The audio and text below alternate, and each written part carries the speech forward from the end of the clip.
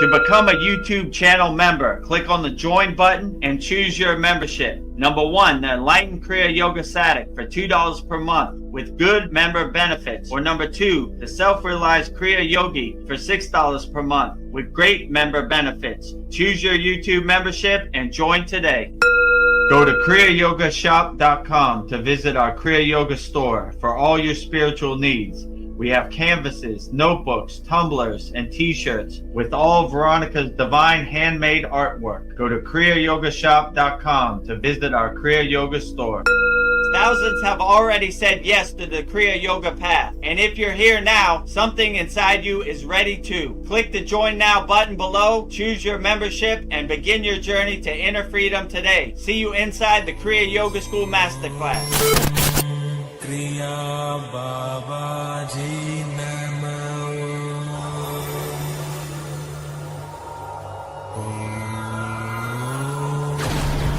Kriya Babaji Namo.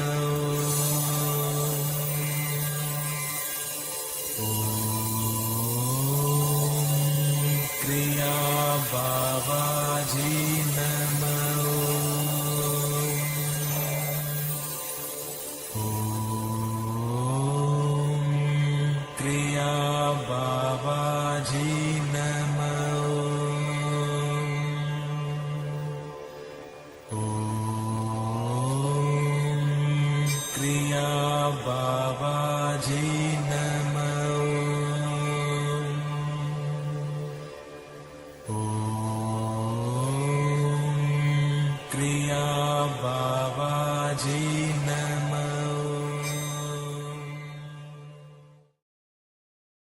Welcome to our December 7th Vedagurudev Soul Talks live from a Thailand beach. As you can see, the Thai palm trees right behind me, and you can see the Christmas decorations for the holiday season live from Thailand. You can see all of our offers, our Kriya Yoga shop right here to buy all your Kriya Yoga essentials for the holiday season and become a YouTube channel member. So before we get started answering all your questions, put all your questions in the YouTube chat.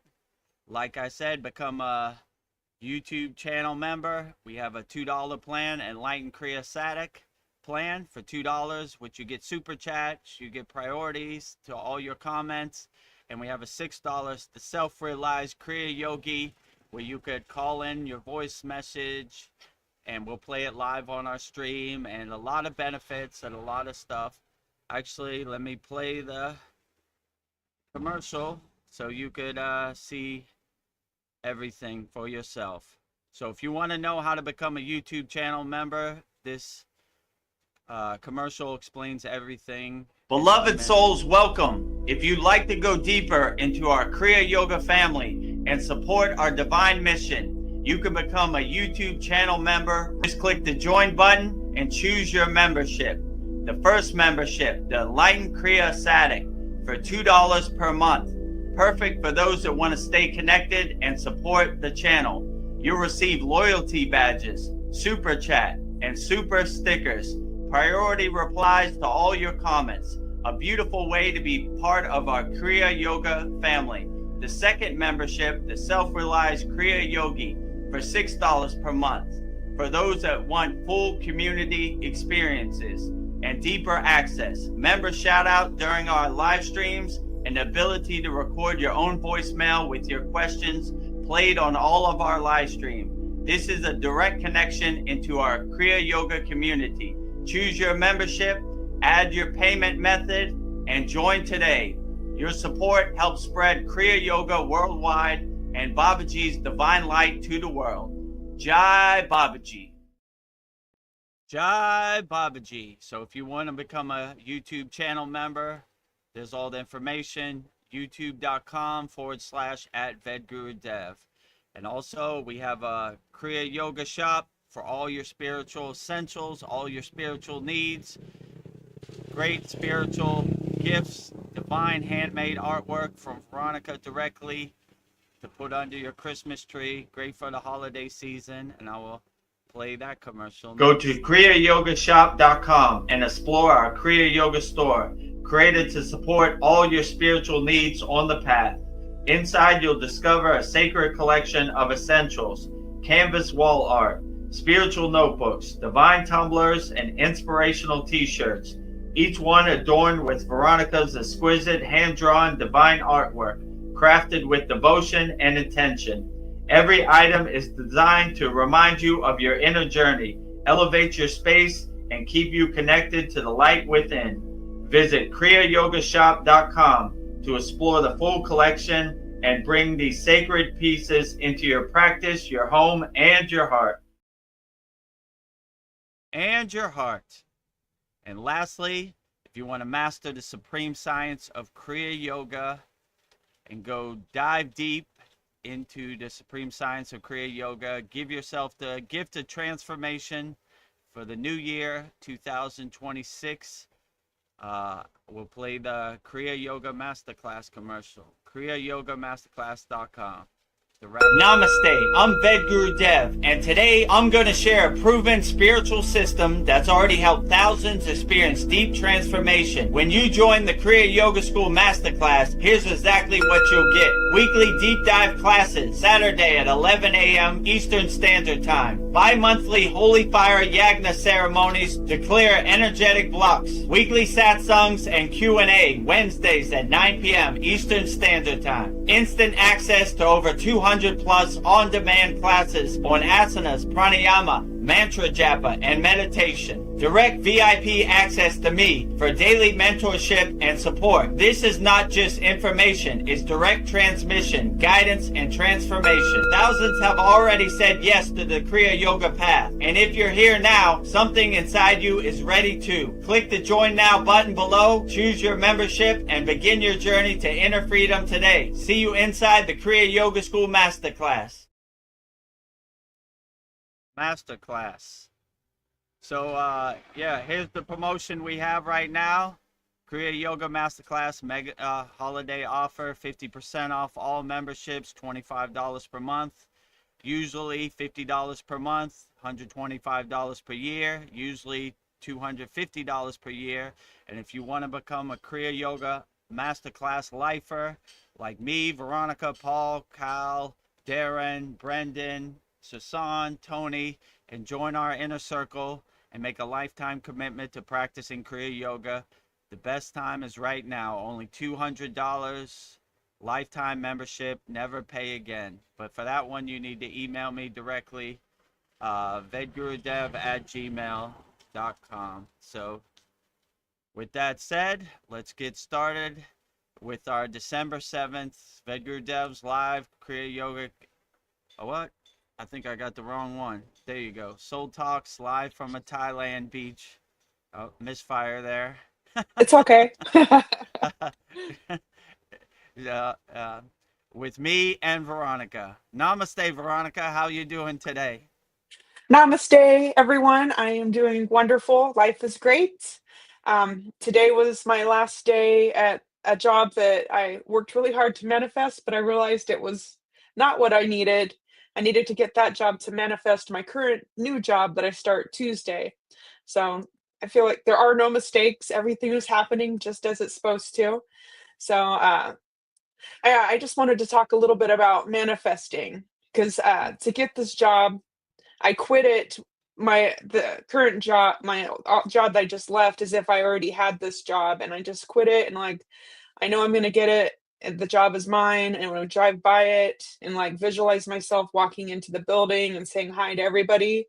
And then when I interviewed, they gave me the job on the spot. So I was just thinking maybe the key to manifesting is to act as if we already have it and become excited and I don't know, like act like you're the person you want to become. So I don't know. I was thinking, yeah, I don't know. There's a lot of people that have theories on manifestation. So I was just thinking what your thoughts are on manifestating. So yeah, there's a lot. Everybody has a theory. Yeah, I would say that's a good practice to have. I mean, a lot of these people you see on YouTube, saw this guy with like a do-rag, some black guy, I forgot his name, and he was writing on a whiteboard. I was like, I don't know, there's a lot of misinformation out there. Like I was like, I don't know nothing about that. So most of the people that are talking about manifestation have no clue how to manifest. They're just, there's a lot of clickbait and a lot of misinformation out there. Let's say it like that. But I would say you have the right concept, right? The right practice, right? I would, if you want to manifest a job, I would go there and drive there like you're going to work, park in the parking Yeah. lot, visualize yourself working with your coworkers, visualize yourself in your daily activities at your job, visualize you leaving work, visualize the whole thing, Yeah. and you basically harmonize and crystallize your circumstances through your own mind, and you basically put it out there into the universe, and the universe fills in the blanks and the steps. So by acting that you already have what you're trying to manifest, you're 80% of the way home. You see it, you feel it, you believe it, you experience it, and you know it, right? So it's almost like another day at the office when you do Yeah. finally get the job. You're already ready. You already have the right Yeah. mindset. You're all ready to go. And all those toxic gatekeepers that are trying to block your dream job, you just delete them out of your universe. They Yeah. don't exist Delete. in your perfect situation, right? So yeah, I would basically harmonize on the frequency that you already have what you want, you know? And a lot of people make a lot about manifestation, but I don't know, you know? Yeah, The I don't know if either. the people who are talking about manifestation shouldn't be talking about manifestation. Let's put it that way. My guru used to say the people that talk about manifestation don't know manifestation. The people who don't talk about manifestation know manifestation. So there's a lot of fluff and a lot of false information out there, you know. But yeah, I would say manifestation is internal, not external, right? So if you're looking to other people to give you the secrets that they don't have, you're probably wasting your time, you know? Only person who could truly manifest is you. And if you really harmonize and crystallize your circumstances and visualize it internally like you already have it, then you're 80% of the way home, you know? The universe fills in the other 20%. So yeah, I would definitely say don't sign up for a manifestation class. It's No, probably I don't need wasting. it.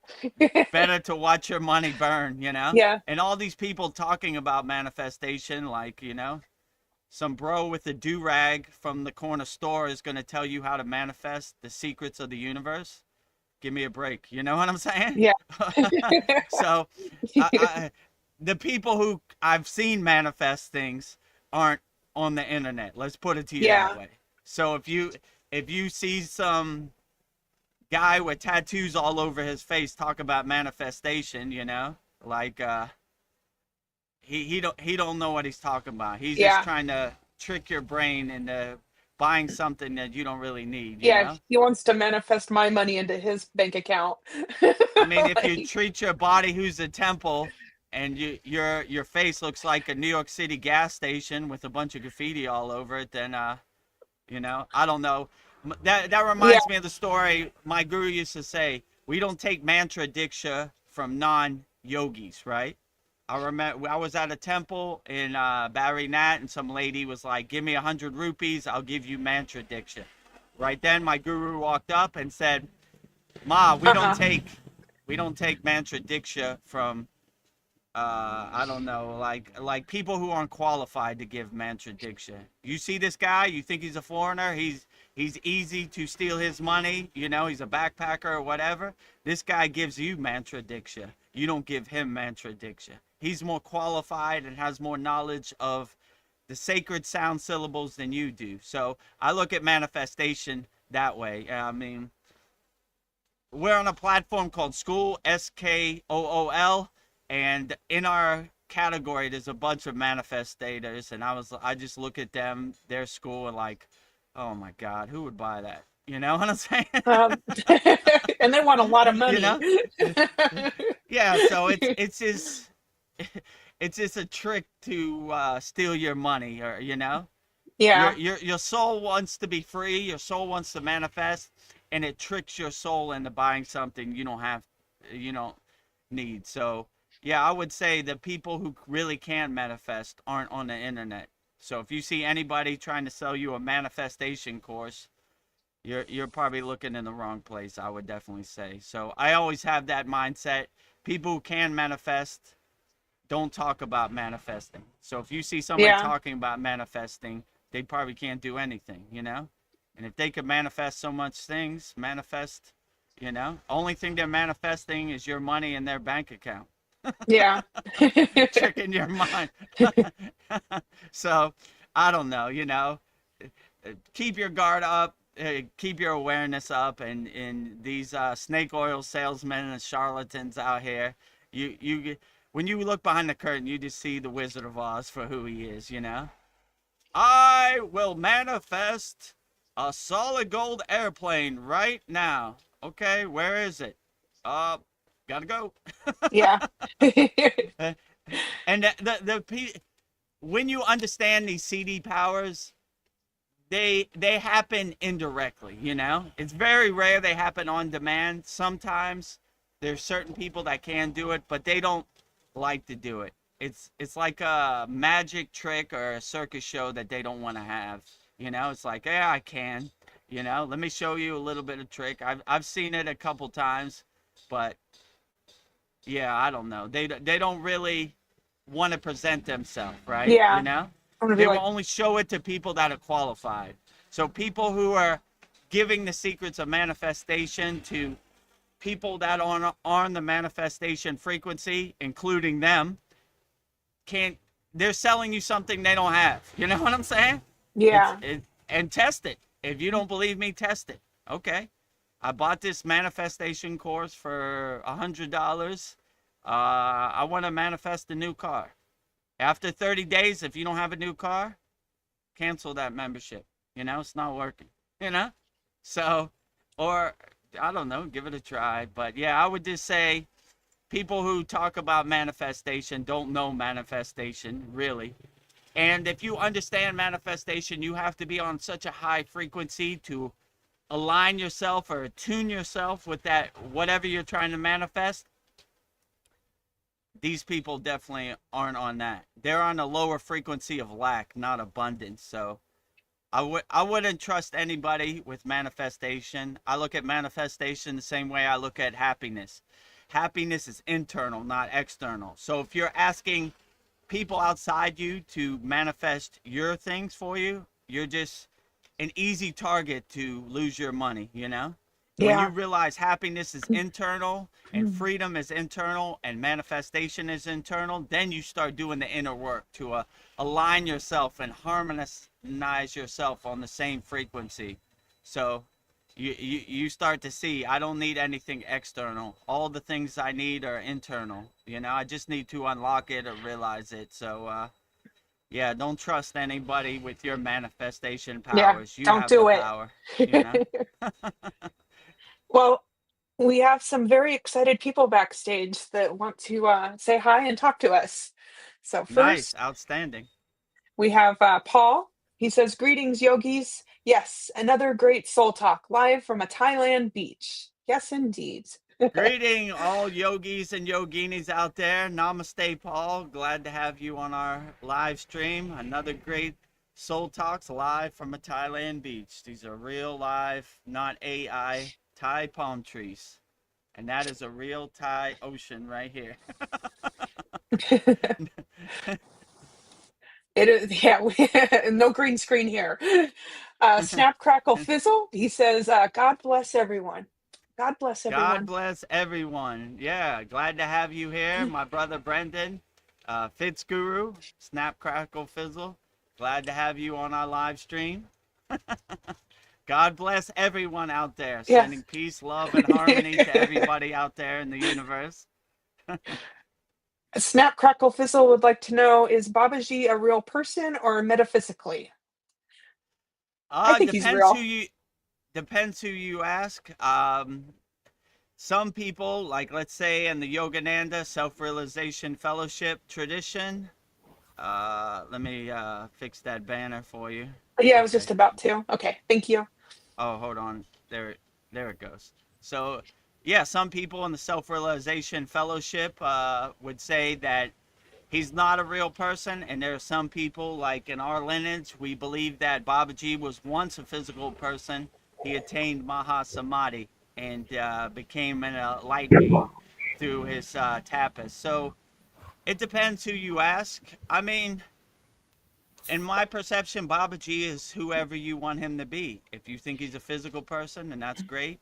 Or if you think he's a non-physical person, then that is great too. You know, in yoga they say nirguna and saguna, which is form and formless. You know, some people like the formless divine light aspect of certain deities. Let's say Shiva. Some people like to visualize him in the picture, you know, with a snake around him. So it just depends what makes you feel the best. Whatever form of Babaji that uplifts you and makes you feel the best, then that is definitely the best form of Babaji.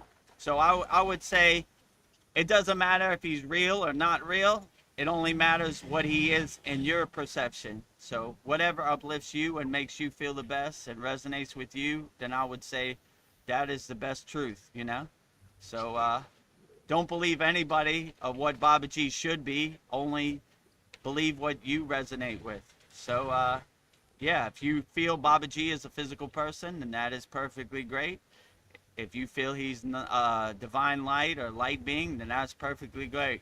There's no right or wrong answer what Babaji is. He's whatever you want him to be. Much I like don't like. Jesus, right? Yeah. Much like Well, Jesus. I would say, my guru used to say Babaji and Jesus or Yeshua is working together to uplift humanity collectively. So I would say they're on the same energy and wavelength, you know? Babaji and Jesus are best friends yeah. Well, on the astral plane. something just happened to me that I believe Babaji is real because Mm, I had my crazy ex boss. She was like texting me like crazy things, and I just screamed out into the air like, "Babaji, get me away from this crazy woman!" And like an mm. hour later, I got an email of somebody asking me to come in for an interview, and that's the job I just got. So I feel like he was doing things behind the scenes, but I just had to call out, and he answered. So I 100% believe Babaji is real. So Yeah, that's my me too. experience. Well, you know, I'm a Babaji lifelong lover. Babaji lover, right? Yeah, Babaji, Babaji, Babaji, Babaji, Babaji, as Ed Yeah. Mooney says all the time. Yeah. So Babaji, Babaji, all day, Babaji. every day, Babaji. So for me, so yeah, I agree with you. Like Babaji is ever ready and listening. Let's say it like that. So there may many unexplainable things that have happened, and Babaji just cleared the path. You know, so if you call out to your ascended masters or your spirit guides, they're ever ready, waiting to help. So yeah, I would definitely call out, and that's a great example Veronica has. Like, I'm in a difficult job situation. Babaji, I need some assistance. Clear the path, you know, and Yeah, there it it took him goes, an you know. hour, but he got it. An hour, right? And what people don't realize sometimes too, these astral beings, light beings, ascended masters, they're on their own timing, right? So what might be an hour for us might be 2 seconds for them. So give it some time. Keep putting it Yeah. out into the universe until it comes to life, you know, comes into reality, I would say. So in our holy Yagna fire, we keep burning up our members' problems till they're no more, right? Sometimes it takes a while, sometimes it's instant, you know, but keep sending it out into the universe, you know. These astral beings are on their own timing, right? Yeah. Our time constraints don't apply to them, so Yes. it might take a couple months, it might take 2 days, you know, who knows, you know. Namaste, Paul. How are you? I am fantastic. Yes, so I've got a new toy. What the heck? I call this the cat blaster. So I don't it's a squirt gun. Um Electric powered. I don't have to like, It's all, kind of automatic. It makes lights and does sounds, and it, you know, just $12. But I don't know if you have a problem with your cats, but my cats are quite naughty. And these are really my daughter's cats. Yeah. I do like cats, but I like them to behave. But they've literally like done a lot of damage in my home, tore up my leather couch. They're kneading on it. So now, whenever they misbehave, out comes the cat blaster. Yes. They've already like eventually, and it's already happened. They're kind of smart in a way, but as soon as they see it in my hand or see me, they know. Yeah, they're like, oh no. Like, so like it's hard to even get them with it because they're so fast. But yeah, just it's fun, and I think like just my like childlike. I feel like I've never grown up really. And I call it like Peter Pan syndrome, like I'm still like a child at heart, and I still have fun with like some little things like this, and my daughter wasn't too pleased about it, but Yeah. we accepted it. But we'll see we'll see if we can actually train a cat not to do stuff I don't like it doing. They get on the counter, they come in my room. My room's off limits because they'll jump on top of my, various things of mine, knock stuff over because they're always exploring and stuff. Yeah.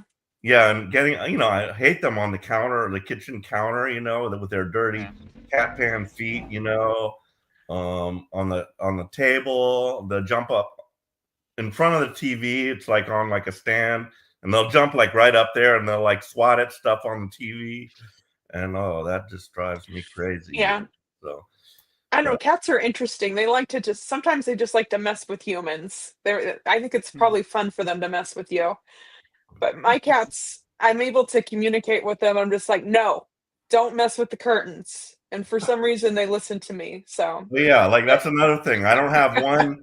I have like mini blinds, and like almost every single one of them is destroyed because of the cats. Yes. And the cat blaster, what does it do? It squirts water at them, or how does it Yeah, blast them? yeah, it's a squirt gun. It squirts Oh, water. blast. Oh, squirt gun. They right? do not like cat that. Blaster. No, cats If you have they cat hate problems water. out there, Huh? make sure you get the cat blaster for Christmas. If you Yes. have cat problems in your household, And like the I'm cat also blaster. amazed, like it's pretty good quality. It has like a thing where you can put it on your shoulder. It has a sight. This part lights up. It's got, it's drunk the barrel full of water down here. It looks like a Uzi, and this part like goes back and forth when it shoots. And it was like $12. I'm like, wow. Yeah. I would put this at like $20 or $30 at least, So, but I think it was Black Friday, but who knows? So I you know, can maybe become a cat blaster sniper with Yeah. the stock on your shoulder, right? Pick them up, pick them up. Absolutely. Sniper. I'm the terror of cats everywhere. Don't. You're telling the cat, don't do it. Don't touch Don't my do it. blinds. I'm telling you, I got the cat blaster right here. Don't do it to yourself. Okay, you wanna test the system? Got you. All You right. want to dance, Line me up cats? in the scope. Come You want to on. dance, cat? You want to dance? Come get some. Come get some, right? Don't start nothing, won't be nothing, right? Don't start no static, won't be no static. Come And in I told peace or leave myself in pieces. I will not shoot them unless they're doing something wrong, because I want them to know that, that this is not just like a torture that I do to them just for fun. It sounds like you're having fun. Yes. Oh, today is Maybe- Tuesday, Cat Blaster Day. Pew! Oh, what I didn't do nothing. It's Tuesday. You know what you did. Well, maybe you can like make an appointment with a cat psychic, and you guys could come to some compromise. Like, I don't know. Sometimes I don't know. Sometimes that helps from what I've seen. But Just explain it to him. See this? This is the cat blaster. You know what happens when you touch my blinds or you scratch my fine leather couch. It's on and popping. Don't do it to yourself, right? Don't do it. Or maybe you get to the point where you just show it to them. Don't do it Yeah. to yourself, cat. Don't test the system. Okay, I warned you. Warning shot. Pew. I don't my Yeah, cats listen to me though. I used to just have like one of those little spray bottles, and I would just use that, but it was Yeah. always breaking. It wouldn't spray good and stuff. Mm, So I was like, let me just try something else that might even be a little more fun for me as well. But yeah. I saw this video on Instagram. This guy plays a game with his wife where he fills up a balloon with like milk or something. I don't know whatever's in there, and he like shoots it. So he's always like, when she comes in the room, he shoots the balloon of milk, and yeah, the and she milk gets gets showered all with over milk. her. You know what I'm talking about. And he goes, ha Yes. ha ha ha. You know. So you could do that to the cat, right? You know, coming in the room, Shower room and milk. got my eyes on you. Pew, you know. Ow. don't do, don't test the system. Well, I have a question from Snap Crackle Fizzle, if that's all right. Okay, yeah, Uh, great. Let's he hear says it. that I was reviewing the class from 2 weeks ago, and it seems to be both from when I read about the course review. And oh, yeah, that's the first question. What did we have 2 weeks ago? Trying to remember. 2 weeks ago we had Babaji Utsav, right? I think it was a review for Yeah, Babaji's Utsav. Or um, what was Brendan's question? I'm not, let me read the Two second weeks part. ago. Maybe that reads up. And do you think somebody can be so enlightened that someone doesn't have to do Kriya anymore? What are your thoughts? And have you heard of anything? Yeah, there are certain people where they pick and choose the kriyas they do, which is perfectly fine. Like a lot of enlightened beings, like let's say like my guru, he's almost about to be, I think he's 68 now.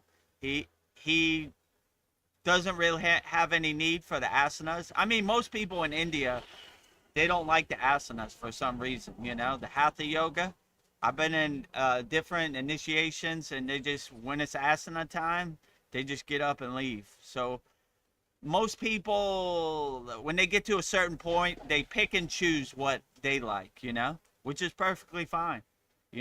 Some people just prefer to do pranayama, and that gets them to the state that they want to be in. Some people do dhyana, meditation, that gets them to the state they want to be in. I met one yogi in the Himalayan mountains. He only did one asana his whole life, the shoulder stand pose, and he said that's the reason he could keep a healthy body. So he did the inversion of the shoulder stand pose, and he was over, I think he said he was 106 years old when I met him. And Oh, I go, wow. how did you live so long? He said, I just do the shoulder stand pose every day. That's it. I go, what other asanas you do? That's it. I do the shoulder stand pose every day. Shoulder stand pose. Yep, shoulder stand pose. What about the other ones? Plow pose, Surya Namaskar. All this. Nope, shoulder stand pose. Yeah. That's it. And he said Uh, that's how I lived to be so long, just by doing the inversion of the shoulder stand pose. So yeah, it's possible, but when you start practicing Kriya Yoga, it's good to have a lot of Kriyas in your pockets. So you have a buffet to choose from, Once these people who only have one Kriya, one asana, they've been practicing for a long time, decades, let's say. So they've already come to the conclusion that this works best for me, right? So I would go through everything. That was basically my plan. When I started the path of Kriya Yoga, I wanted to learn thousands of asanas. I wanted to learn all the asanas, all the pranayamas, all the mantra japa, all the meditations, all the bhakti, everything. And then once I had a full schedule or thousands of different kriyas, then I could choose which one works best for me. And sometime this year, one kriya worked for you, it doesn't really work for you next year. So you pivot and change course and change direction. So yeah, I would see what works best for you, because what works better for some yogi or yogini might not work for you. So I would pick and choose what makes you feel the best and add that into your sadhana and your daily Kriya yoga practice. That would probably be my best way.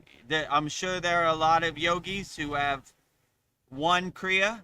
You know, before the internet, your guru would give you one mantra, one Kriya, and you would practice that your whole life. Now that we have the internet, we have a big collection of different mantras and different asanas and pranayama and meditation we can choose from. So I would choose what works best for you, you know? It's not one size fits all. I would figure out which one worked best for you, and that is the best way to practice. So it could be one asana that you could use your whole life, or it could be thousands of asanas that you collect your whole life. I mean, it just depends. I wouldn't say there's no right or wrong answer, you know, but I'm sure there are some gurus who have transcended their tapas, their sadhana, and don't need any kriyas anymore. They just sunbathe in the grace of God and samadhi all day long. I'm sure that's happened many times. And there are some people that need a whole full schedule, a full selection of kriyas. So I would just say there's no right or wrong answer. It's just what works best for you. So, but I'm sure there are people out there who have transcended the need for a kriya. You know, they've reached. They just exist in the state of samadhi all day, every day. Let's say it like that. I'm positive of that. And my guru used to say, the technique is only to get you in the state. Once you get to the state, you let go of the technique. You don't keep practicing the technique. It's basically to pull you into the state that you want to be in. So once you get to the state, you let go of the technique. So I'm sure there are a lot of people who are able to maintain that state, so they have no need for any kriyas or techniques to get them in that state. They just live in that state. Yeah. So that sounds beautiful, right? You know, no more techniques, just exist in a state of being. Yeah, so I had a bunch of frustrations that hit me all around the time of our last sat song, but I didn't mention it. But I was kind of frustrated that that wasn't the best day. Mhm. But so one of them was I'm ordering stuff for the shop through eBay, and I've ordered the same item, these little Wi-Fi. I've ordered it, at least like 5 or 6 times through the same seller. So I got the delivered message. I went out there in my mailbox, and it's not there. So I send the seller a message, hey, I didn't get it. They're like, sorry, says delivered. That's all I care about. I'm not going to do anything. And then eBay, they have it says money back guaranteed. We've got you covered. So if you can't work it out through your seller, we'll do it. We'll assist you. So I referred it to eBay. I'm like, this is what happened. I did not receive the item.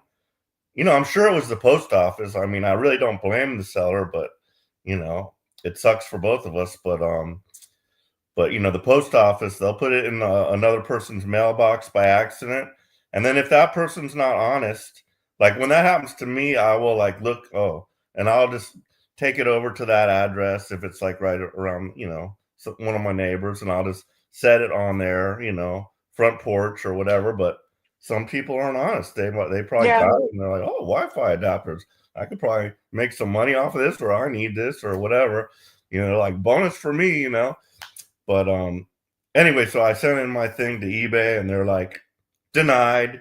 We're sorry, the seller has provided evidence that it did, tracking and everything, and says it was delivered. So sorry, you're stuck out. And I was like, oh, really? That really pissed me off, because I was like, what? And I sent them a message. I'm like, well, okay, bye eBay. I'm gonna stick with Amazon, because that's happened to me through Amazon, and they've always taken care of it. Whether it says delivered or not. If it might have been misdelivered, and so that big ass company should take care of that. They're making billions. So, but anyway, I saw a little small button down there. Oh, appeal it. So then I pushed the appeal button, and I put that in there. I'm like, well, I've lost faith now in eBay. I no longer trust eBay because you said money back guarantee, yet you just told me it's denied. I'm going to switch now over 100% Amazon, and eBay's no longer going to be somewhere I go to shop anymore. And mysteriously, oh, we've changed our decision. Thank you. We're going to give you a refund, so, but, it was good, but like, even that is on my boss now. So I don't even know why that bothers me, but like I have like some kind of, conscience, and I want, the best for my boss because I ordered that for the shop and I pay myself back for that through shop money. And it would have been a hit on, my boss would have had to eat that, not me anymore. But the weight of the shop still weighs on me a little bit, what I need to just let that go completely, just let that go. Like, whatever happens at the shop is no longer my concern. I do my best. If we don't make much money, I can't help it. If stuff like that happens, can't help it. I do the best I can, but it still weighs on me. I like these videos on Instagram, what they call porch pirates, where they Yes, steal they your get. package from Amazon and there's dye or paint that explodes in their face. It's Yes. funny. Yeah. It's like a bomb, right? Yeah, A and they're like, I'm rainbow going to sue cloud. you I'm gonna say, call the police. for for stealing. Just excuse me for a minute here. Okay, yeah, Okay, no problem. I think I'm going to mute him for a second. Yeah, so I guess that's Yeah, it for. I like these videos Yeah. where they oh, he's still on there. Okay, yeah. There you go. Yeah, so yeah, that's funny, right? Yeah, I mean, there are a lot of people out here, like they sell a product, they say money back guarantee, we got you covered, but that's just fluff to get your money. And then when you're like, I had a problem, and they make a bunch of paperwork and a bunch of excuses to keep your money. But I'm glad Paul was able to get his money. And Yeah. these porch pirates, beware, right?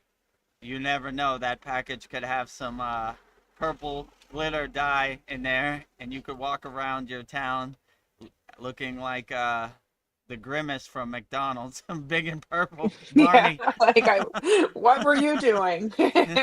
uh, porch pirate, huh? Yeah, right. It's like the Scarlet Letter, right? Like, oh, this guy got the dye. I saw that video. I'm not a thief. Of course you are. You're. Why would you How be ugly purple if you stealing from weren't? other people. Like, Yeah, like I don't get it. My yeah. favorite's when they like look at the ring camera and like, I got your package. Yeah. Merry They're like, Christmas. Pow! Oh, I got you. yeah. I like when they put it in The their car karma and it in explodes action. the whole car, right? Yeah. Their whole car is purple. Like, damn it! Instant karma, they call that. Yeah. Shouldn't be out here stealing and,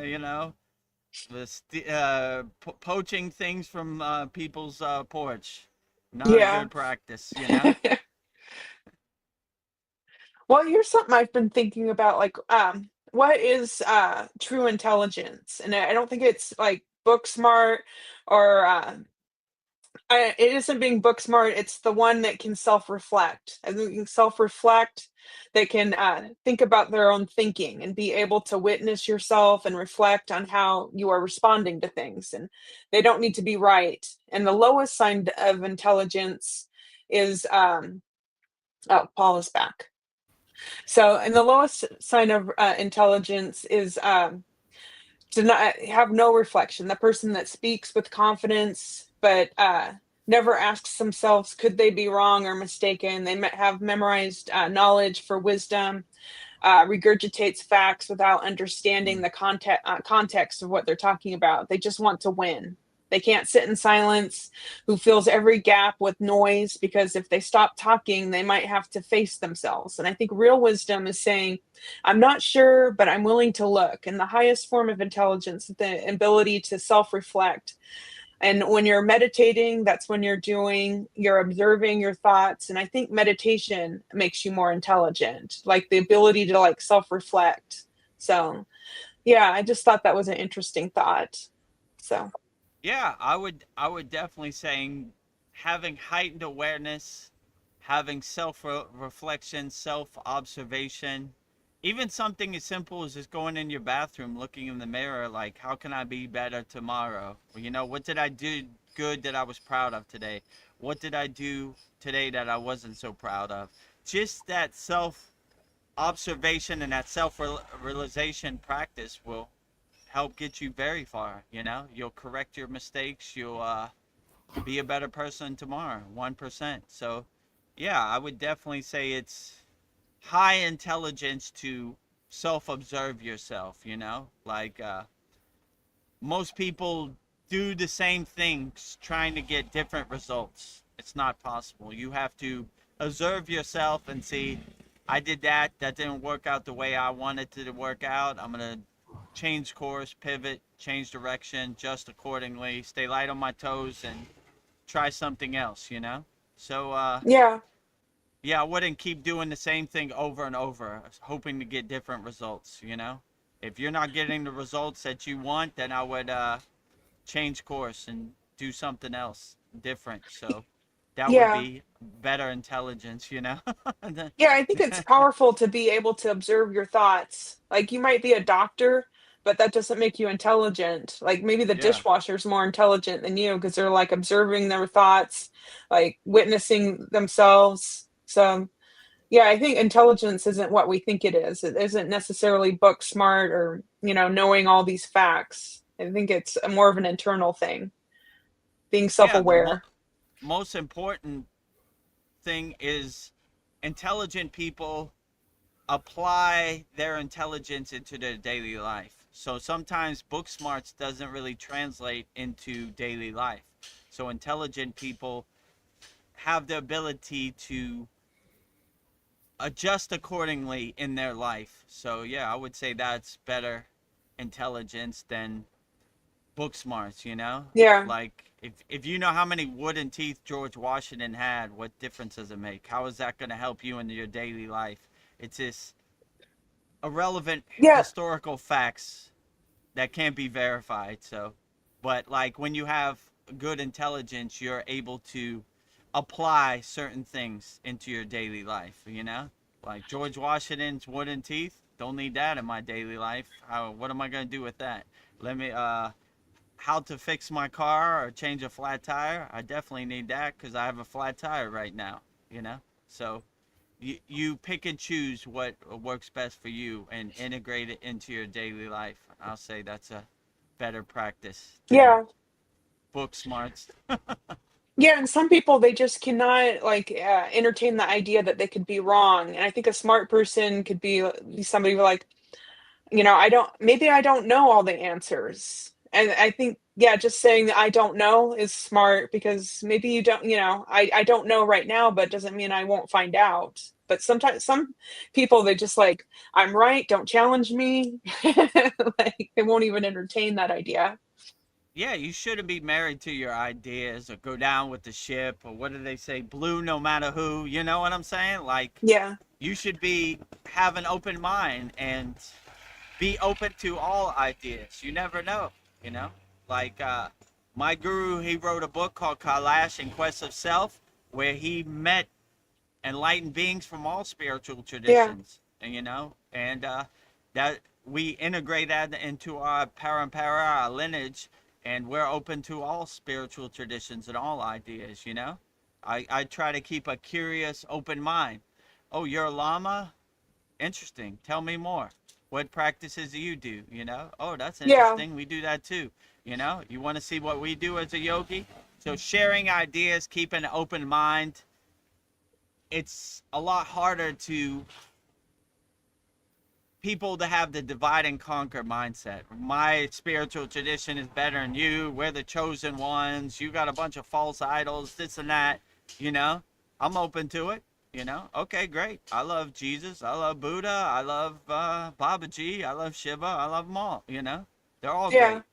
So I always thought that was a great thing that they did at Lake Shrine SRF in Malibu, California. They have different meditation gardens for all spiritual traditions, you know. So we Yeah. welcome What them can I all. learn from you? We're open to all spiritual traditions. So yeah, we keep an open mind. We're not going down with the ship. Okay, let me try your practice. Hey, I like that. I'm gonna put it in my pocket, you know. Okay, tell me how do you practice your spiritual tradition? Let me know. Okay, cool. This is what we do over here. So yeah, keep an open mind. Don't be married to your ideas. Don't go down with the ship. You know, you never know.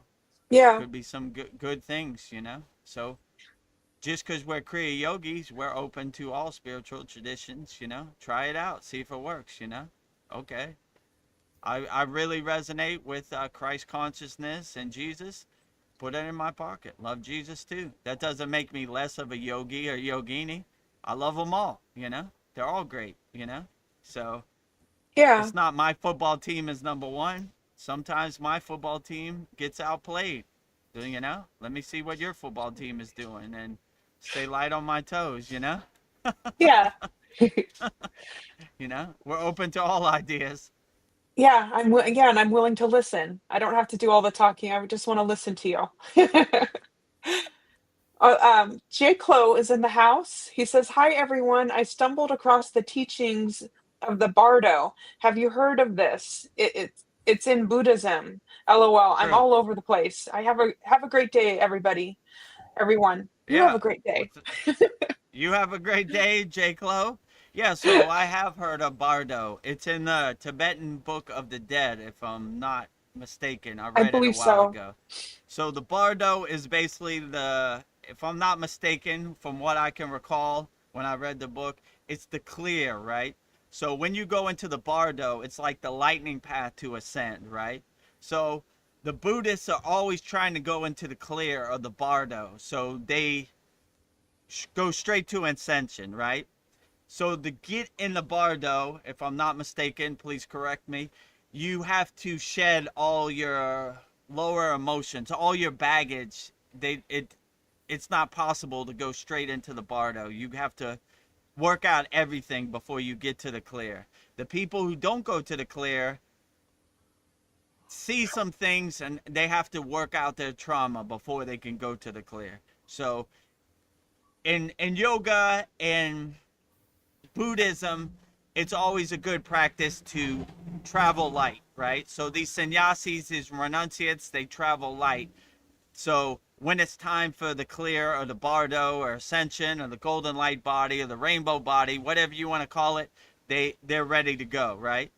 They're leaving everything behind. They don't have no regrets. They travel light, no baggage, right? So I would suggest everybody to put a big smile on your face and go into the Bardo to clear and ascend with no baggage, right? Leave everything behind. So, yeah, that's basically the concept. So, it's basically leaving everything on the earth plane and forgetting about it and putting a big smile on your face and taking the golden light flight in the clear in the Bardo, right? So, that's the fastest way to ascend.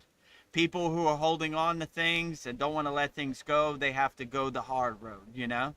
They have to work out their trauma. They're probably going to see some things or deal with some things that aren't pleasant to them because they are still holding on to some baggage. But yeah, I would say shed all your baggage, travel light, my friend, on the golden flight, the Bardo, the rainbow body, the golden light body, whatever you want to call it, the resurrection body, all of the above, and go straight into the clear in the Bardo, and all your trauma, all your emotions, everything you're holding on to, let it go. Because the concept is if you don't let it go, you're going to have to go through the hard road with a lot of bumps and see some things and work a bunch of stuff out before you could get to the clear. So I always like that concept, you know. If I'm wrong, please correct me, but that's Yeah, what I you're can intelligent. remember. That's what I can remember from Yeah. the Tibetan Book of Dead, you know. So yeah, I'm a yogi, but I read the Tibetan Book of the Dead too, you know. Yeah. We respect all our Tibetan brothers and our Nepalese brothers. We respect them all, you know. When I went to the Himalayan mountains, our Sherpa, or in India they call it a porter, they were all Nepalese, right? And where I went to the Himalayan mountains, it was on the border of Nepal and India. I could literally throw a rock to Nepal across the river. That's how close it was. So, yeah, I love all those Sherpas, Nepalese. They're great, you know, great energy. Definitely great mountain men. They were built for it, you know. When you go up Mount Everest, they're made for that, you know. So, yeah, So so I yeah, would say going to the clear. I was watching on the History Channel or whatever, like the story about the Dalai Lama. Mm, So it was very interesting. So, and I thought I had to myself about guns and everything, but uh so the Chinese invaded, that their country. Tibet. Yeah, and then they told them, also, a religion's not, bad. It's bad, and they destroyed a lot of temples. I mean, those poor people. Mm, Um, and one reason, there was thousands of them. They were all around the palace, thousands and thousands of them, unarmed. So, one of the reasons I'm armed is because it's self defense, but it's also the primary reason is against the government, literally. yeah, true.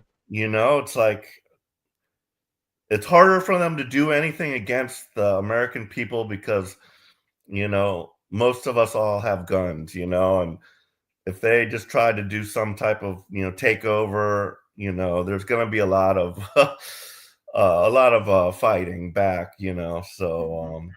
so yeah, but I just found that interesting, and it was so heartbreaking about those poor people, and all they had to escape into India, with Right. I think he took like 100,000 of his followers with him, and they let him stay there. But sad story, but hopefully that won't happen here. Yeah, like our Second Amendment is the right to bear arms, right? And the Constitution is set up where the right to have guns is to protect us from the government, make sure they do what they're supposed to do. They're supposed to protect and serve us, not enslave us. So, you know, yeah, like there's probably something else in the Constitution, the right to form militias. You know, if our government gets out of line, you know, we got to put them in check.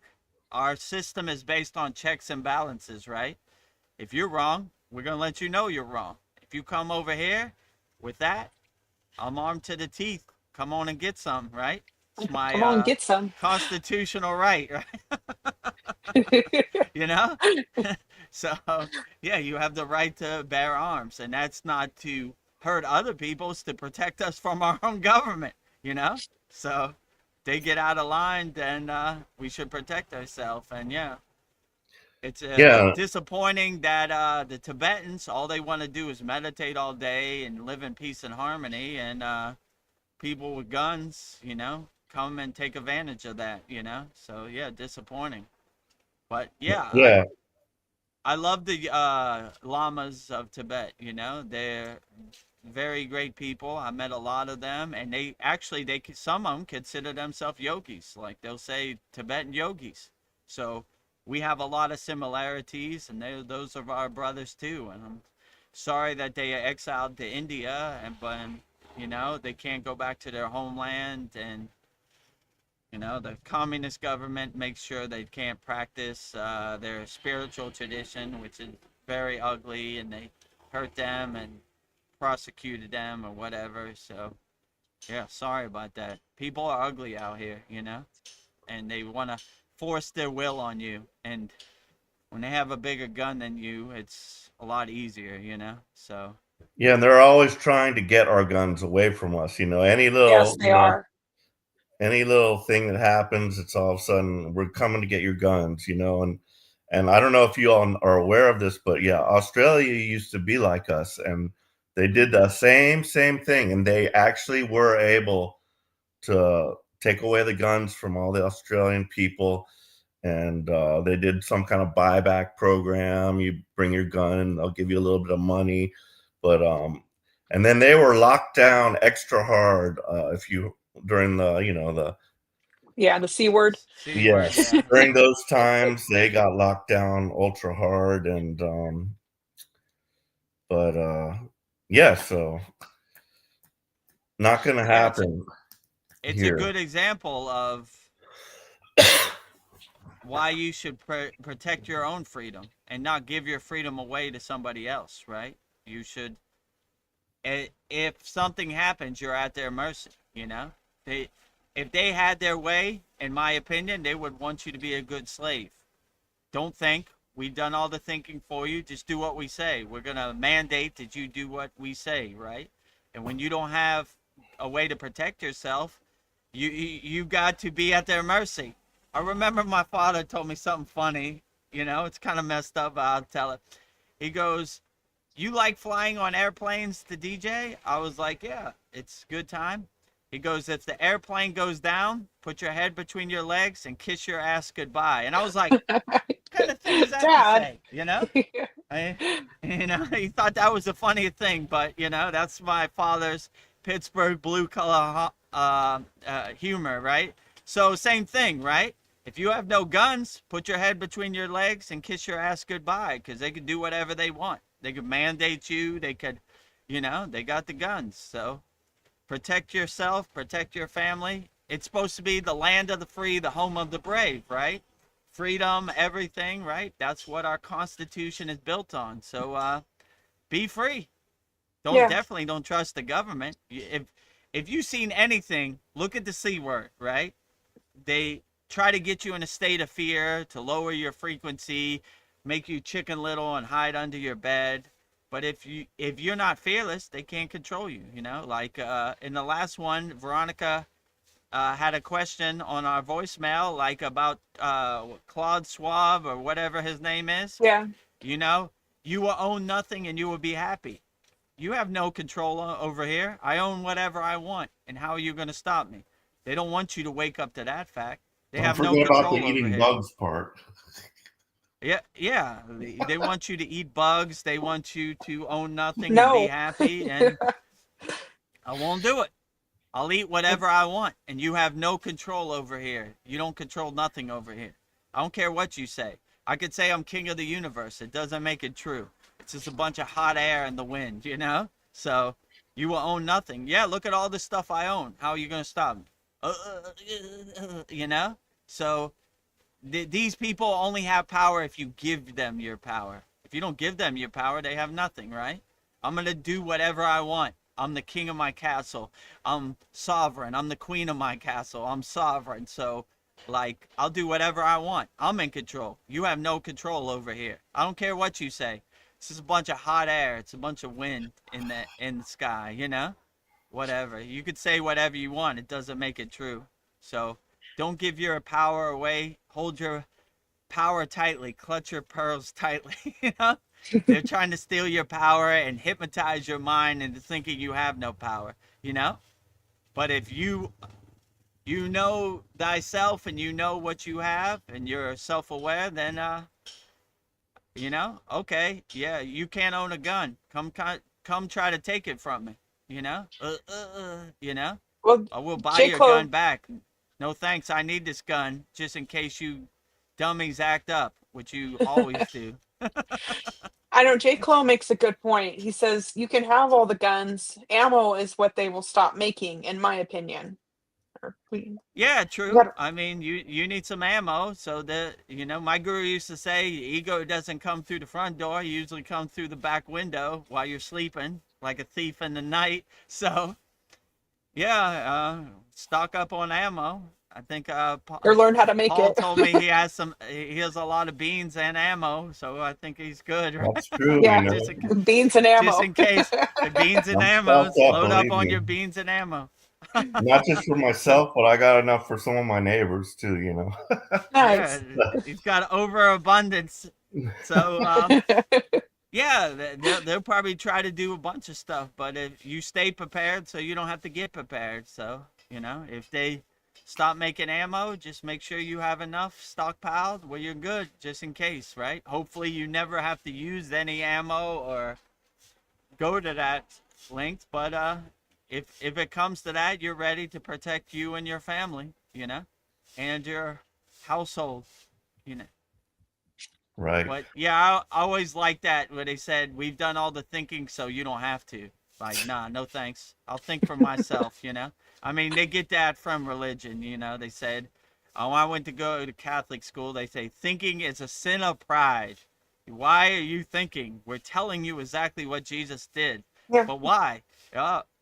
There is no why. You just regurgitate that over Yeah. and over. Jesus did this, and Batman fought Superman, and blah blah blah blah blah. Don't question anything. How does that help me do my inner work in the present moment? Oh, shut up. Hold out your hand, Vedagurudev. Ruler over the knuckles. I think my knuckles are still Ouch. swollen from They probably are. that. Those nuns are mean. We've done all the thinking, so you don't have to. So that thinking is a sin of pride. I always loved when they said that. But Why are you Yeah. questioning the system? speaking of airplanes, you mentioned airplanes. I think Veronica saw it, but I put the video about the Malaysian airplane that just Yeah, just disappeared. disappeared. If you That's watch crazy. it, it's just amazing. Like you can see the plane going along. You can see these three things just spinning around it, and then all of a sudden it's just like a flash, and that plane's just disappeared. So if you haven't seen that video, you should check it out. I posted it. Yeah, I'm gonna check it out. It's They have a video of it, or they yeah. they show it Yeah. on the radio. Oh, really? Oh, I'm gonna check it out. And, Yeah, I and this remember. guy, yeah, he tells all the details about it. How you can also see some government, like a drone, observing it because obviously they want, they know what's going to happen, and also from satellites. So I think this is like satellite imagery of that plane somehow. But it's really fascinating, and they go into a lot of it's a really good video. They go into a lot of stuff about the technology that we have that that just they're hiding from us. But yeah. Yeah, I was gonna say I remember I used to DJ in Singapore a couple times a month, and the airline I flew was called Cathay Pacific, which is a Hong Kong airline. Right next to it was Malaysian airline. So after that happened, there was no one in line for the Malaysian Airlines. They were like, no, No way. thanks. I'm surprised they didn't go out of business, but yeah. So what happened to that airline? Oh, They so don't it know, was, right? it just disappeared. They could never find it, and but later that video came out. But I think they found one piece of wreckage. But in my opinion, that it was. And to answer J. Clo's question, there was some scientists on that Yes. on that airplane, and they were, well, you just watch the video and it tells all about it. But there were definitely people of interest on that plane that the government either wanted not to speak, or they wanted to get them and just enslave them basically, and just make them do the science for whoever. But yeah, so there was definitely reasoning behind it. Wasn't just like a random plane with just nobody of importance on it. There was definitely some people on there that they wanted. Yeah. But So they took those people off the plane, or they vaporized them because they didn't want them to talk. no, what I believe happened is that those little crafts created like a portal, and that plane was transported.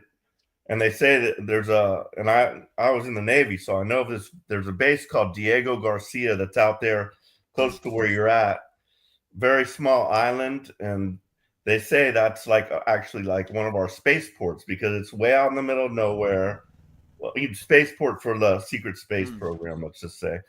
But so that plane probably got transported to Diego Garcia. Then all those people were either put under witness protection. Like I don't know what happened to like the regular civilians, but the scientists obviously were taken, and they were made to work for whoever grabbed them, probably. But and then they probably just like dismantled that plane and threw a piece out there just so, oh yeah, there's a piece there, so it did crash. But we just could not find the black box. We could not find the wreckage anywhere, that kind of thing. So yeah. Yeah, look, we're trying to look to these people to protect and serve us. They're putting us in portals and wormholes and vaporizing us, like, no thanks, slave master, So yeah, look what they do to us, And then they think we're so stupid, we're such sheep, Yeah, oh look, it's in the ocean. There's a little piece right there, Problem solved, case closed, Wait a minute, we can't tell you about aliens. You're going to jump out the window, you stupid idiot, So that's how they look at us. These are the people that are supposed to be civil servants protecting us and serving us. But, yeah, I wish they would, but not that way. But interesting, Yeah, the length they'll go to get what they want, right? You're on an airplane. Next thing you know, you're in a portal and some hangar, what's it called? Diego Garcia, some island in the Pacific. Like, oh, damn. Today is not a good day. Yeah, like they're willing to, like, whatever poor civilians will just happen to get caught up on that. Sorry, guys, but it's our thing is more important. Yeah, you they're guys, just a casualty. Your thing is not important. Your thing is BS.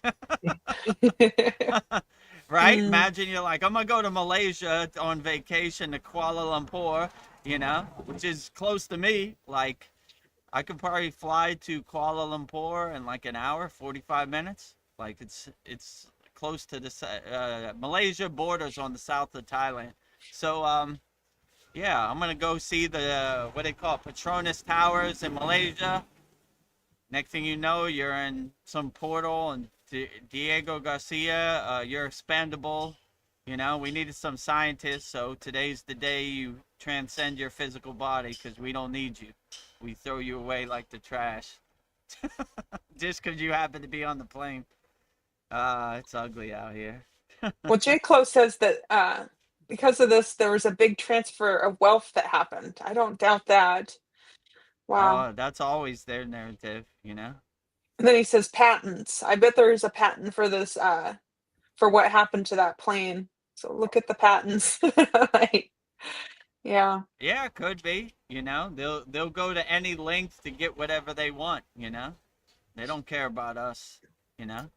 We want two scientists, so we'll vaporize the whole plane of 300 people just to get what we want.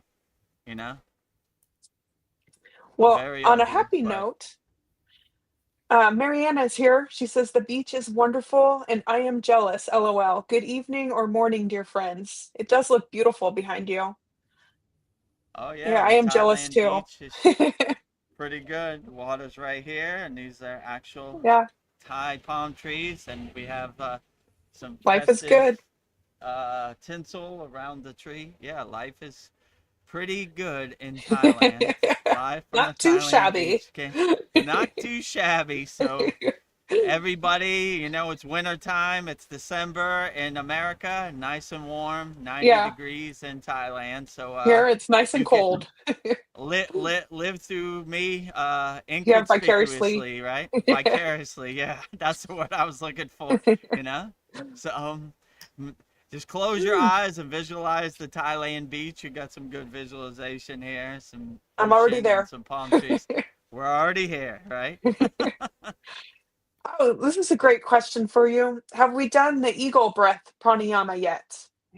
I don't believe so. Eagle breath. I think what you're talking about is the crow's beak breath, right? That's a good one. Maybe we should do that. Yeah, I think that's what you're talking about, Mariana.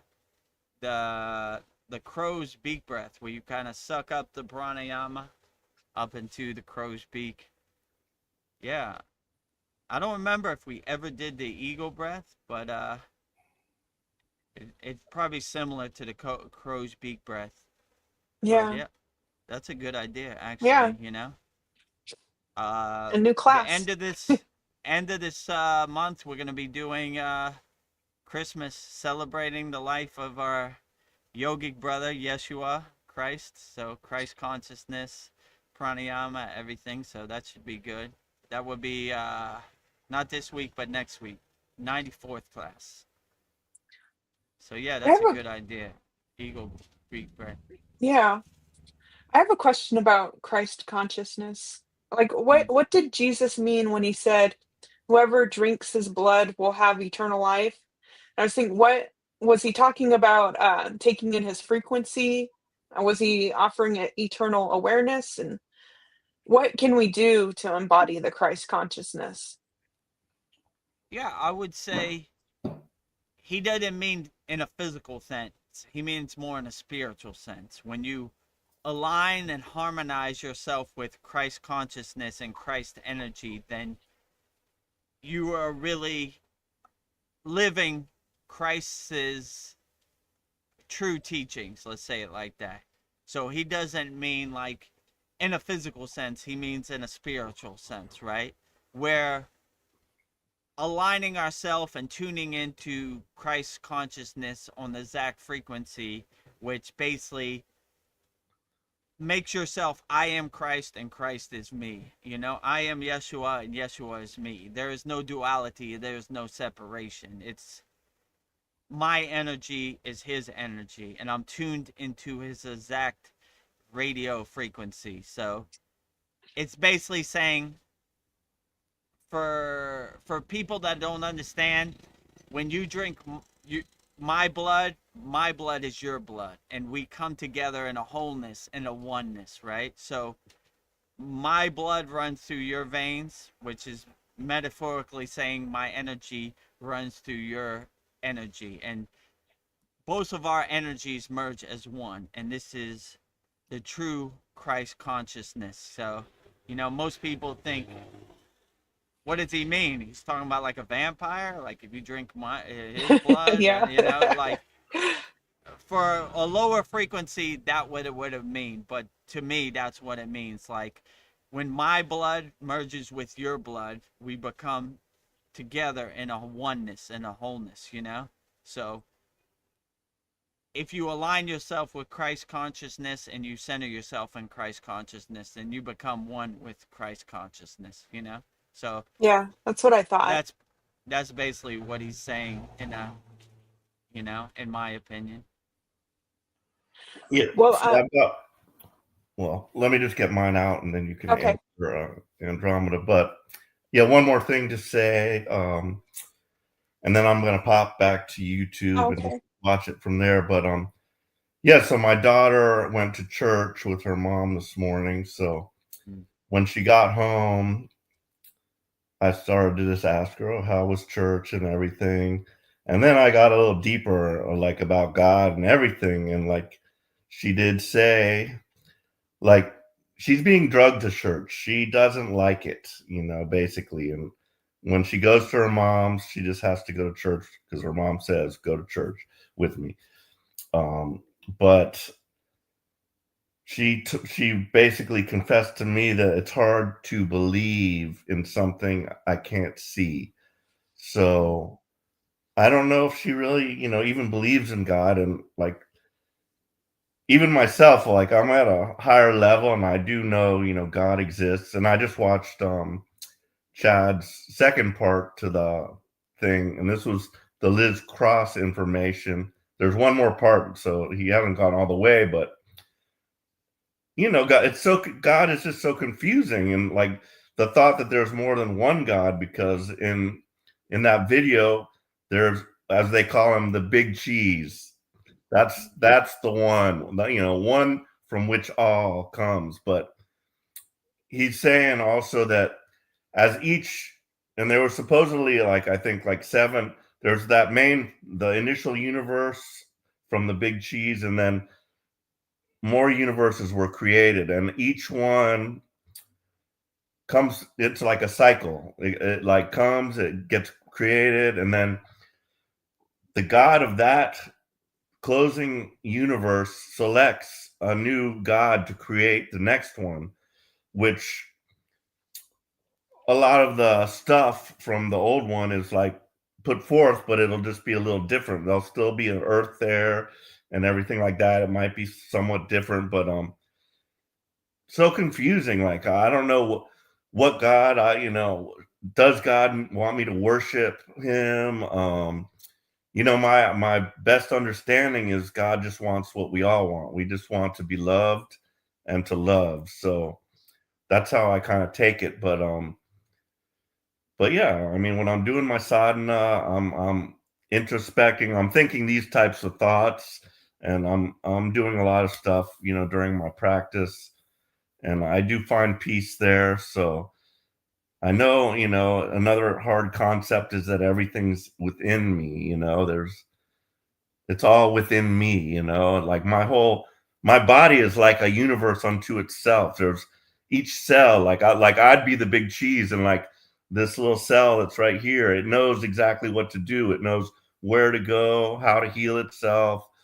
It's like an amazing. So that's my only proof of the existence of God, is that like all the beauty I see around me and all the magnificence of my body. But yeah, so just about faith and everything, it's hard to come by. And also, there's also, I would say, people that might blame God. They hate God because they're not having a good time here, or whatever circumstances they're through, they might blame that on God. So yeah, so that's something for you to talk about. Yeah, I would say, well, first of all, I always start these God conversations with the disclaimer: God defined as a God can find. So I have no clue what the source is, the big cheese, the big block, or is doing. It's above my pay grade, beyond my comprehension.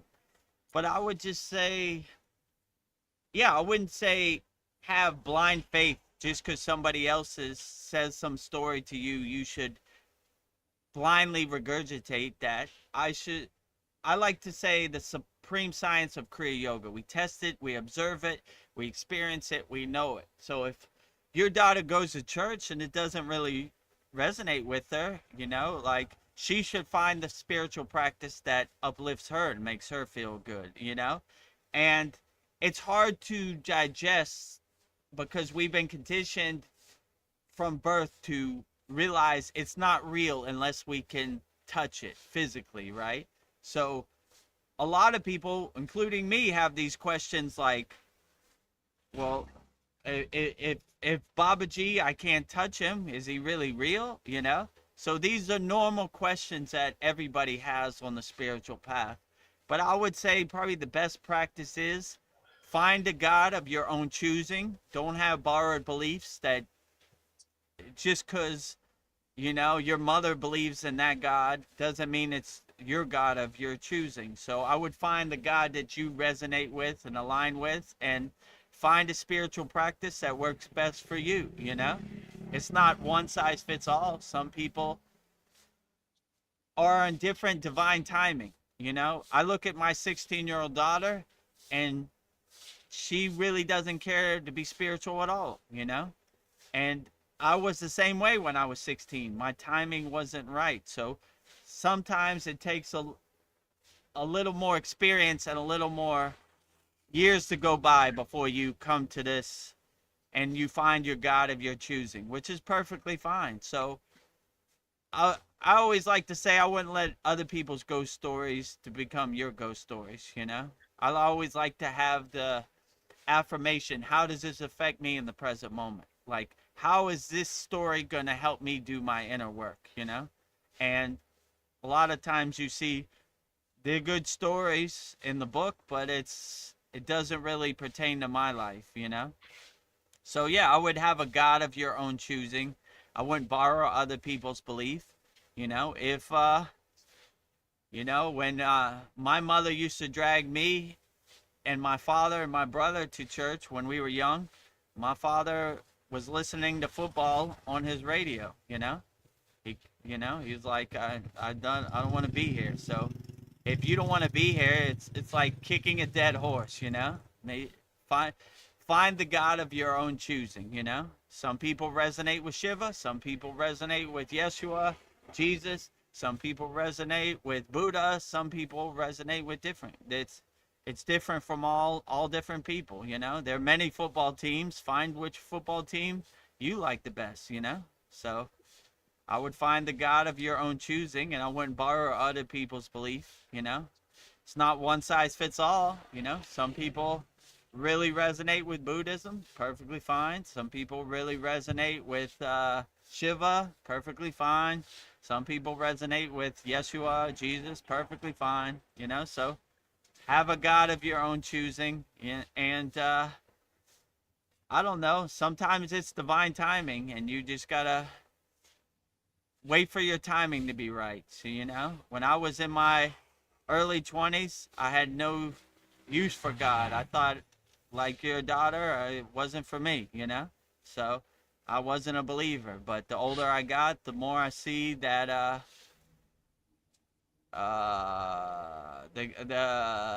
the things I was doing in the material Maya delusional world weren't working. So it's good to have some kind of spiritual practice in your pocket. So yeah, I would just say, to make a long story short, have a God of your choosing. Don't borrow other people's belief. Find out what uplifts you, makes you happy, and gets you through the day, and that is the best spiritual practice. So yeah, I would say it's not one size fits all. And as far as what God is doing right now, I have no clue. God defined is a God can find. So it's above my pay grade. I'm just trying to do my inner work and get through the day. But I try to align myself and center myself in divine consciousness, and do the best I can to make God happy on his divine mission, which is basically helping people, loving people unconditionally. And yeah, I'm just trying to do the best I can with the tools I got. I'm playing the best I can with the cards I'm dealt. So who knows what God's doing? I'm just trying to do my inner work and get through today. Great. Okay, I'm just going to pop into YouTube and relax my eyes and get a little more Okay. comfortable here. So I will be here. Okay. Thank you, Paul. Thank you, Paul, for joining us. Namaste. Glad to have you here. It's always my pleasure. If you have any additional questions, put in the YouTube chat. We'll answer them all wholeheartedly. Will do, sir.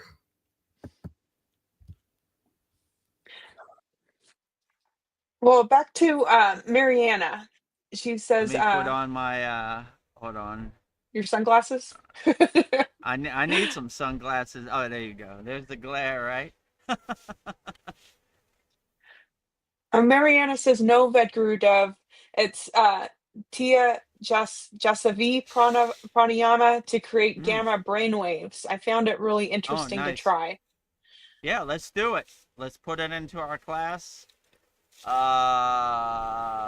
This week we're reviewing what we learned in our Saturday class, and then we'll close out the year with Christ consciousness, mantra diksha, Shakti mantra for Yeshua, our brother, to celebrate Christmas. But yeah, in the new year, that's a good idea. I'm gonna write that down when I go home, and I'm gonna research it. Yeah. Ego breath, gamma waves. Sounds great.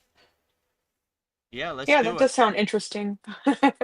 Let's start the new year with a bang. Yeah. I want to fly like an eagle. Yeah, that's my song. Steve Miller Band, Fly Yes. Like an Eagle. Fly like an eagle. Let my spirit be free. Fly like an eagle. Let my soul carry me. Yes. Soul carry Time me. keeps on slipping into the future.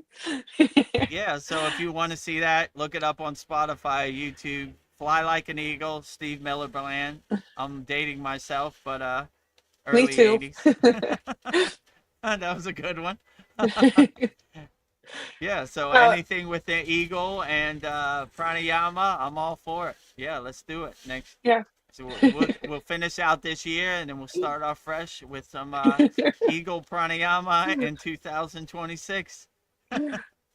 One of my favorite quotes is, "It's hard to fly like an eagle when you're surrounded by turkeys." I'm like, I feel Yep, like I'm surrounded by that's a turkeys. good one. I feel you. You know, you're a product of your environment. You know, if you're surrounded by turkeys, you're gonna be a turkey. So it's Yeah, hard to be an eagle when there's a bunch of turkeys, and this I Maya want to be an delusional eagle. world is filled with a bunch of turkeys. I want to be an eagle, right? Like the story I told you, I read a spiritual book. It was called Jonathan Living Seagull. I forget the name of the Yeah, I book. love that. So the seagull wanted to fly close to the sun, and all the other seagulls were jealous of him and gossiped him because he didn't want to eat trash on the landfill like the other seagulls. So yeah, be an eagle, be free. Even if you're surrounded by turkeys, don't become another turkey. Become an eagle. Be a free eagle. Yes. Um, oh, here we go. Mariana says, I was that type of kid that would mirror my dad, music preferences, career, behavior, etc. Unfortunately, both of my parents are close to be atheists. While my dad got baptized at 50, he's 75 now, but he still, hold on, believes in Yeshua as the embodiment of God, but he's not religious, rarely goes to church. I guess what I'm trying to say is if he was devoted Christian or a yogi like you, if he was a devoted Christian or yogi like you, Vedagurudev, I'm pretty sure I would be a Christian or a yogi, but I still come to the spiritual path, even though it happened after 35 years old. Yeah, Yeah, it's all divine timing. Like just because your father is an atheist or yeah. just because he aligns with Christ consciousness doesn't mean it's a perfect match for you also, you know? Like yeah, I went to Catholic school. I was raised my mother is like a Southern Baptist, you know, but I'm a yogi, so this is the path that resonates with me the most, but yeah, it's not one size fits all. It's whatever uplifts you and makes you the best. So don't borrow other people's belief. Find your own belief, and that's perfectly fine. You know, there's no right or wrong way. Whatever spiritual tradition uplifts you and gets you through the day and makes you feel the best, that is the best spiritual tradition. So yeah, if I adopted my mother's belief, I would be a Southern Baptist, and I would be right now in the Baptist church and in the aisle saying, "I got the Holy Ghost, I got the Holy Ghost," and doing backflips and Testify. dancing. Testify, testify! I witnessed the Holy Ghost. You know, yeah. I always like that, you know, because Southern Baptist is like a black kind of church. I always Yeah, like the very dancing and the theatrical. songs and theatrical, right? Dancing in the aisle and everything. I thought that was the best part of going to church. So, yeah, but I mean, that's didn't really resonate with me. I resonate with the yogic path. So, but that doesn't mean my daughter has to be a yogi or yogini. It'd be nice. I'm here to talk to, but she has her own path that she'll make decisions what spiritual practice uplifts her in her own timing, you know? So, like I said, when I was 16, I had no clue what God was or, you know, I thought it was a bunch of woo woo, you know, mystical stuff that didn't work. But then Babaji hit me with a lightning bolt, and here I am now. So, just because it doesn't happen in the present moment doesn't won't happen later. It usually happens when people get older in their life and they see materialism, Maya delusional world, money is not the way, you know? It doesn't bring happiness. It just more money, more problems. So, No yeah, problems. I would say whichever way works best for you, that is the best tradition, you know? It's not one size fits all. I have a question from Katsu Roti. He says, I am struggling to understand manifestation. I want to manifest things, but is it selfish and not accepting whatever God brings to me in life? That's an interesting thought. Yeah, so in the beginning of this conversation, we went into a lot about manifestation, probably in the first 20 minutes. Yeah. I would just say it's not selfless to manifest what you want. You know, if you live it, you feel it, you believe it, you see it, you experience it. So Veronica was saying in the beginning of this Soul Talks that she manifested her job. She basically drove to the job, parked in the parking lot, saw what it's like to work with her coworkers at the job, and she kind of aligned herself on the frequency and harmonized herself on the exact frequency. So, I mean, I would try it out. There's a lot of misinformation on the internet. A lot of people who are talking about manifestation shouldn't be talking about manifestation. But I would just, if you line yourself and harmonize yourself on the exact frequency that you're trying to manifest, usually you're 80% of the way home and the universe fills in the other 20%. You know, my guru used to say people who talk about manifestation don't know manifestation. People who don't talk about manifestation know manifestation. So it's basically people who think they can manifest can't really. You have to be on a higher frequency to attract what you're trying to attract. You basically have to tune yourself into the frequency of what you're trying to manifest and align yourself with it.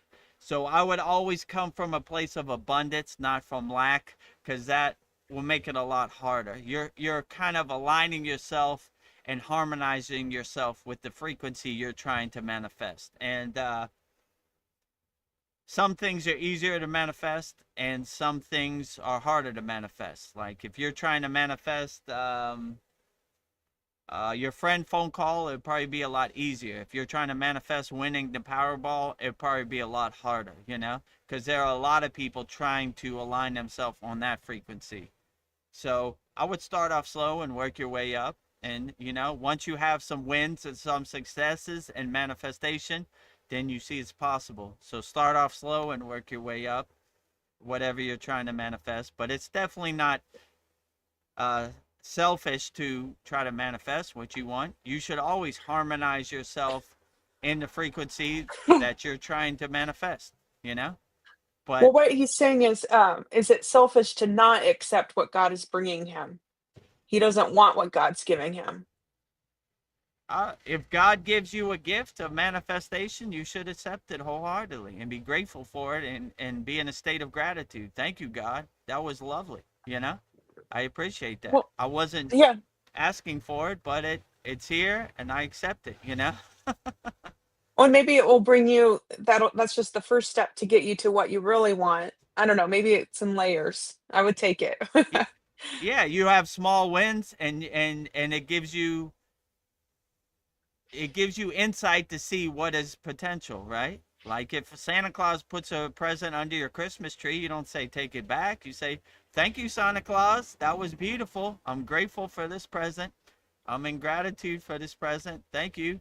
I'll take, you know, I wasn't asking for it, you know, but it's a nice gift. It's a nice signpost. It's a nice breadcrumb on the path. I'll accept it. Okay, great, you know? So if Baba G wants to manifest the Powerball, I'm all open to it. I'm just joking. I don't even I'm play the open to it. Powerball, so I can't. I accept it. I'm not taking it back.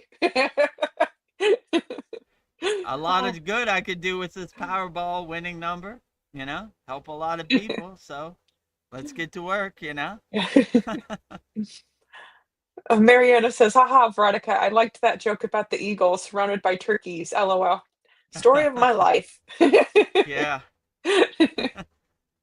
What do you say? Not my monkeys, not my circus, Yeah, right? Same not my thing, right? monkeys. I'm an Okay, eagle Katsu. surrounded by a bunch of turkeys. This is the This story is of the not my Maya tribe. delusional world, right? You know? Okay, Katu Roti asks, when looking for a partner, should spirituality be a deal breaker? I would say it'd be a good thing, but what do you think, Vedagurudev? I wouldn't say I would stay light on your toes and keep an open mind. You know, some people need to warm up to the fact of spirituality. You know, there's been so much hypnotism and conditioning and identities that, you know, it's a foreign concept to a lot of people of spirituality. You know, maybe you lead by example and you show them this has worked for me. Maybe it works for you too. So I wouldn't let it be a deal breaker. I mean, there have been many enlightened beings who their partner hasn't been spiritual, you know, but they say in yoga, by practicing and doing your sadhana, automatically people around you in your atmosphere and your environment get the benefits. So, you know, that's a concept I try to do with my 16-year-old daughter. Even though she's not open to it, that she gets the benefits and the fruits from me doing my sadness. So yeah, I wouldn't make it a deal breaker. I would stay light on your toes, try it out, you know, see what happens, you know. It it's not the end all be all, you know. You never know. Person who's not spiritual today might be spiritual tomorrow. So Yeah, I would stay light on your toes. I wouldn't put any rules and regulations on yourself. See what happens. Enjoy the ride. Be an enjoyer. See what happens. Enjoy people, and keep an open mind. You know. Don't be married to any ideas. Like, wait a minute, you don't believe in Babaji? Me and you can't be together. You don't know. yeah, Maybe she's needs to warm up to it, or maybe she doesn't. You know. Who knows? Stay light on your toes, and just enjoy life. Be curious about life. You know, look at life as an interesting play on the stage of the universe as it is, and you never know. Don't live life to the fullest, and love life to the fullest in the present moment, and be open, keep an open mind, right? You know. So yeah. if a I, certain person presents himself in my life and they don't believe in Babaji, that's fine. I'm gonna see where it takes me. I'm gonna, you know, go enjoy the path as long as I can, you know, see where it takes me. Maybe it takes me to a place I don't want to go. Maybe it takes me to a place I want to go. So I stay light on yeah, my toes and keep an open mind. I'm not married to my ideas, you know. I keep an open mind. All right, this person's in my life. Let's see where it takes me, you know. I always say I wake up every day with a smile on my face. How's Baba G gonna surprise me today? And never disappoints. So if never he disappoints. surprises me with somebody in my life, I'll you know I'll go down the path as far as I can, see where it takes me. You know, Yeah. Well, stay Katu light Rochi on your says, toes, yeah, stay light on your keep an toes. open mind. I was saying Katu Rochi says thank you and three fire bolts. I don't like a deal breaker to me is just like what kind of person you are. Like if we go out to eat and you're rude to the waiter and treat him like a dog, that that's a deal breaker. If you're hurting people, that's a deal breaker. But you can have Yeah, whatever true. beliefs you want. Yeah. Right. Like yeah, if you come from a place of hate, not from love. I mean, we we can't vibe, right? Like, you No, know, we can't vibe. if I'm up here in the clouds and you're down here rolling in the mud and the pigs, it's not a good Yeah. match, you know? So, yeah, if people tell you who they are, you should believe them, you know? Yep. So, just keep an open mind and listen. Like, that was ugly. I don't like it, you know? And if like Veronica's the chef, she serves food and you treat the server of your Yeah, food I will bad, take then offense that's to a that. that is a deal breaker, you know? Yeah. So, yeah, so I would stay light on your toes, but when people tell you who they are, you should believe them, you know? Yes. So they'll tell you exactly who they are, and you can make your own decision. I don't think I'm going to go down this path, Yeah. you know? Uncomfortable. Or I am going to go down this path. Feels pretty good. So look for pluses, not for minuses, Yeah. right? Who is this person? Are they a plus? Yes, okay, good. Let's see where it takes me. Are they a minus? Oh, turn the page. Find somebody new, you know? Not Yeah. a good match. Yeah, and you might be a wonderful person, but if you're a smoker, I can't do it. I can't Yeah, kiss somebody I that tastes agree like an with you too. ashtray. Like- Uh, Like, I'll tell nope. you a funny story. Like I despise smoking. I think it's the most dirtiest thing Yeah, in my gross. book. And when I was in my teens, I kissed a girl and I didn't know she was a smoker, and I was like, Oh, oh, oh my god, yeah. She was crying, and oh, I you wasn't heard trying to be offensive. Just I can't. It's like can't licking an do it. ashtray to me. I can't do Yeah, it. I can't be with a smoker. Like, it's I don't know. So yeah. yeah, So and yeah. from that day on, No I smoking. had my my guidelines. Are you a Yeah. smoker? Yes. Nope. All right. Can't do it. Okay. Hit the road, So Jack. Don't come hit the road, knocking. Jack. ABC. Don't let the door hit you with a good load split you. So smokers can be with smokers, non-smokers can't be Yeah. with smokers, Doesn't mean you're So not a beautiful person. I just can't do it. I just can't do it. I can't do it. Well, I have a lovely list for you today. This one is Outstanding. let's do it. I'm Oh, excited. hold on. Let's take off this banner 1 second so I Okay. can. Take off that question. Oh, of course. On the Sorry. nor- Yeah. Sorry about Okay. that. Uh, all right. Now we're ready for the list. Yeah. I got excited. 7 signs your soul is remembering who they are. Number 1, Mm. you see your old life collapsing. Old relationships, jobs no longer fit you. They are melting away. You see clearly who is real and who is fake. People who used to be important become strangers. 2, the moment you realize no one is forcing you to change. Goals that used to excite you no longer make sense. 3, things that used to make you happy become meaningless, tired of living in the same patterns. 4, no longer interested in old conversations, you begin to understand silence is power. 5, you're no longer the same person, but not knowing who you are becoming, you begin to observe yourself. 6, you know when your mind is talking or your soul is talking. You receive guidance through source, not books, teachings, or anyone else. 7, you receive very clear flashes of intuition. You are living as if in an invisible light is guiding you. You meet your true self again. You enter the frequency of truth. So those are some pretty deep ones. Great. Let's go through them. Okay. Number 1, you see your old life collapsing. The old relationships, the jobs no longer fit you. They are melting away. You see clearly who is real and who is fake. People who used to be important become strangers. Yeah. So when you start letting your soul be your North Star, your guiding light, you start recognizing your past ego self.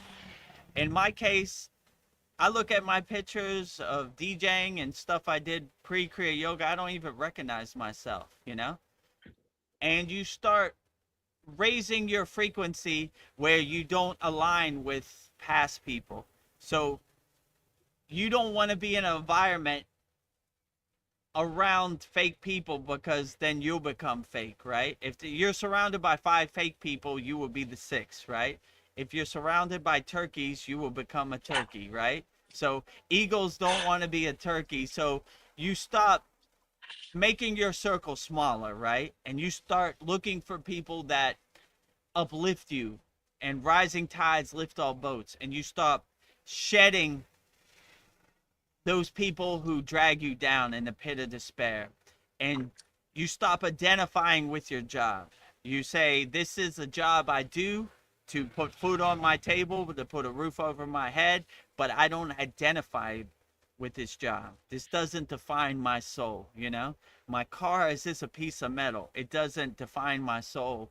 My bank account is just a bunch of ones and zeros. It doesn't define my soul. So you start shedding the conditioning and shedding the identities, and you start letting your soul be your North Star and your guiding light in everything you do. And that is a beautiful practice. You stop seeing this does not define my soul. My job is this a place I go to put food on the table and a roof over my head for my family. It doesn't define my soul. I put on the monkey suit, I play the part in the movie, but when I come home, I don't wear my monkey suit to bed. I put it up, I hang it up in the closet, and I go back to my own self. And if you integrate mindfulness and a meditative practice in everything you do, then it will help guide you a lot better. You're not attached to any outcome or any identity or any conditioning. So yeah, let your soul be your North Star and your guiding light, and I don't see how you could go wrong. And make your circle small. People who don't uplift you and add to your equation, let them go, you know? Turn the page on them.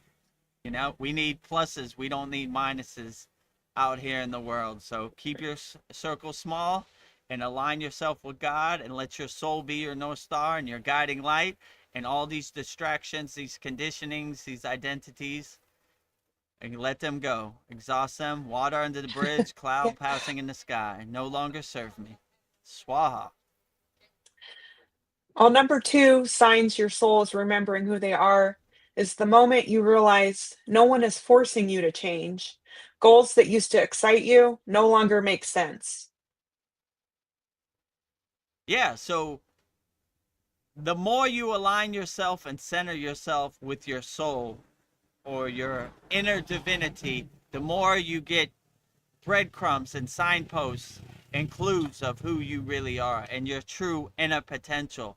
So, yeah, I would always align yourself with your soul, and then you really see signs of who you truly are and your true inner potential. And like I said, these identities, these conditionings, these narratives, these mindsets start to shed themselves. They have no meaning. You're not aligned with them, you know? You're starting to see the pieces on the chessboard, the 3D pieces on the chessboard. The Wizard of Oz behind the curtain. Why should I care about these identities? How do they serve me in the present moment? They don't. It's just some borrowed beliefs and some ghost stories that I have attached myself to and identified with or been conditioned from birth, you know? So you start shedding those and you start aligning yourself with what truly matters in your life. And yeah, like I said, let your soul be your North Star. Let your soul be your guiding light, and start shedding all your identities and throwing all those rocks out your backpack, you know? Uh, I identify with my Yeah. football team. No, doesn't really serve Out of me. here. What I don't play. I don't play on the football team. What difference does it make? You know, what's Kim Kardashian gonna wear to the Grammys? How does that serve me in the present moment? Don't need it. You know what Donald Trump is eating for dinner? Huh? Don't need that rock either. You know, like empty out your backpack of rocks. So and throw that backpack away too. Travel light. You know, all these identities, conditioning, you don't really need. You know, so let it go. Align yourself what uplifts you and makes you feel good, and love as many people and help as many people as possible, and I don't see how you could go wrong. So that's my mantra, and that's words I live by. I'm leading by example. Well, number three bleeds into that. Things that used to make you happy become meaningless. You're tired of living in the same patterns. Yeah, so things you've been conditioned from birth to think that certain things make you happy, but when you see happiness is internal, not external, you know, happiness is inside, not outside, then you really start shedding this, you know, like this material thing gives me temporary happiness, but the real permanent true happiness is internal, not external. So you begin to see that people are trying to sell you happiness that they don't have. That's how they make money. They monetize happiness. Buy this pill, you'll be running through the field of daisies like the person in this commercial. It'll make you so happy, you know? But when you realize a pill doesn't make you happy, they're trying to sell you something that they don't have, right? Only person that has your happiness is you. So when you realize that, you know, this is a temporary, fleeting kind of happiness. Like my guru says, like trying to hold water in your hand. It just drips out. It's a temporary, fleeting happiness. But if you have permanent happiness inside you as you, they can't sell you something that they don't have. Buy this Big Mac, it'll make you happy. Buy an iPhone 26, it'll make you happy. Buy this, do this. Their marketing is selling happiness that they don't have. So when you see that you have happiness is inside, not outside, happiness is internal, not external, they can't sell you something that they don't have. So when you realize that you are a nuclear power plant of happiness, when they try to sell you happiness, you're like, charlatan, snake oil Ugh. salesman, selling me something that you don't have, Meaningless. right? You're right, meaningless, right? I already have way more happiness than you could ever sell me. Some little trinket or some gadget can't make me happy. It's a temporary happiness. But when you're happy who you are inside you as you know thyself, then you wake up with a big smile on your face, and things that they say make you happy have no meaning, right? Yeah, like whatever, snake oil salesmen's out here. But when you come to that heightened awareness, that realization, you're very powerful because you buy and do what you want to do, not what they say you should do. So their marketing has no meaning, Yeah. it doesn't work on higher frequency beings. It works on lower frequency beings, right? You start to laugh at them like the joke it is. That's why I always like when Babaji says, "Death is a joke to me. I am the Yeah. death of death." You know, so you laugh at that. Ha ha ha ha Their ha. their so-called happiness. Yeah, yeah, sure. A Big Mac makes me happy. Yeah, yeah, sure, right? Or whatever, right? So you see the Wizard of Oz behind the curtain. They're selling you something that they don't have. So happiness is internal, not external. So always align yourself and center yourself in your own happiness. Your happiness is within. Nice. Um, Number 4, signs your soul is remembering who they are. You are no longer interested in old conversations. You begin to understand silence is power.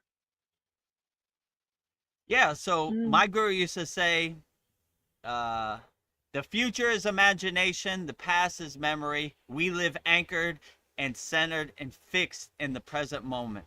And he gave me a visualization. It's like trying to put a thread through the head of a needle, We're centering ourselves, we're anchoring ourselves in the present moment. And whatever happened in the past is water under the bridge, it's clouds passing in the sky.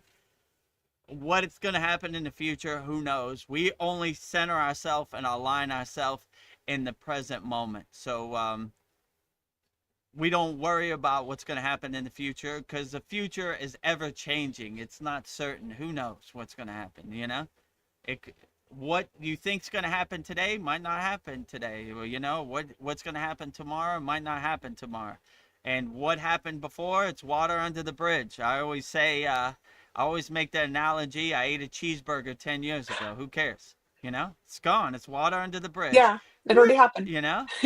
Future, who knows? I don't know. It's not going to happen the way I want it to happen. So just enjoy the show. Let it happen the way it happens. Get your popcorn and see where it takes you. And who knows? So we always stay fixed and anchored in the present moment, because that's the only thing we can't control. We can only control the present moment. So worrying about the future or the past, we just let it pass like clouds passing in the sky, water under the bridge. Let it happen the Yeah. way it happens. Get your popcorn and enjoy the show.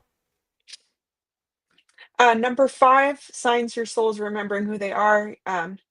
You're no longer the same person, but you're not knowing who you are becoming, but you are beginning to observe yourself. Yeah, so when you have a practice of self-reflection, self-observation, then you really start observing yourself. And a good practice is to go in the bathroom, look in the mirror, and said, I'm proud of what I did today, and I'm not so proud of this. And self-observe and pivot, change course, change direction. So always have a good self-observation practice where you could self-reflect. You could see how you could be 1% better than you were yesterday, you know? And when you wake up, you wipe the slate clean, you start off fresh, and try to learn from your mistakes and be a better person. And love as many people as you can, help as many people as you can. Always look for the opportunity to help as many people as you can. And always have a good practice of self-observation. None of us perfect. I always like when Patanjali said in the Yoga Sutras, the line to God is not a straight line, it's a zigzag. So it happens to all of us. We fall off the path. We eat something we shouldn't have ate. We did something we shouldn't have did. It happens to everybody, you know? The only difference between a yogi and yogini and you is we just dust ourselves off and keep moving forward. All right, that happened. I'm not going to overthink it.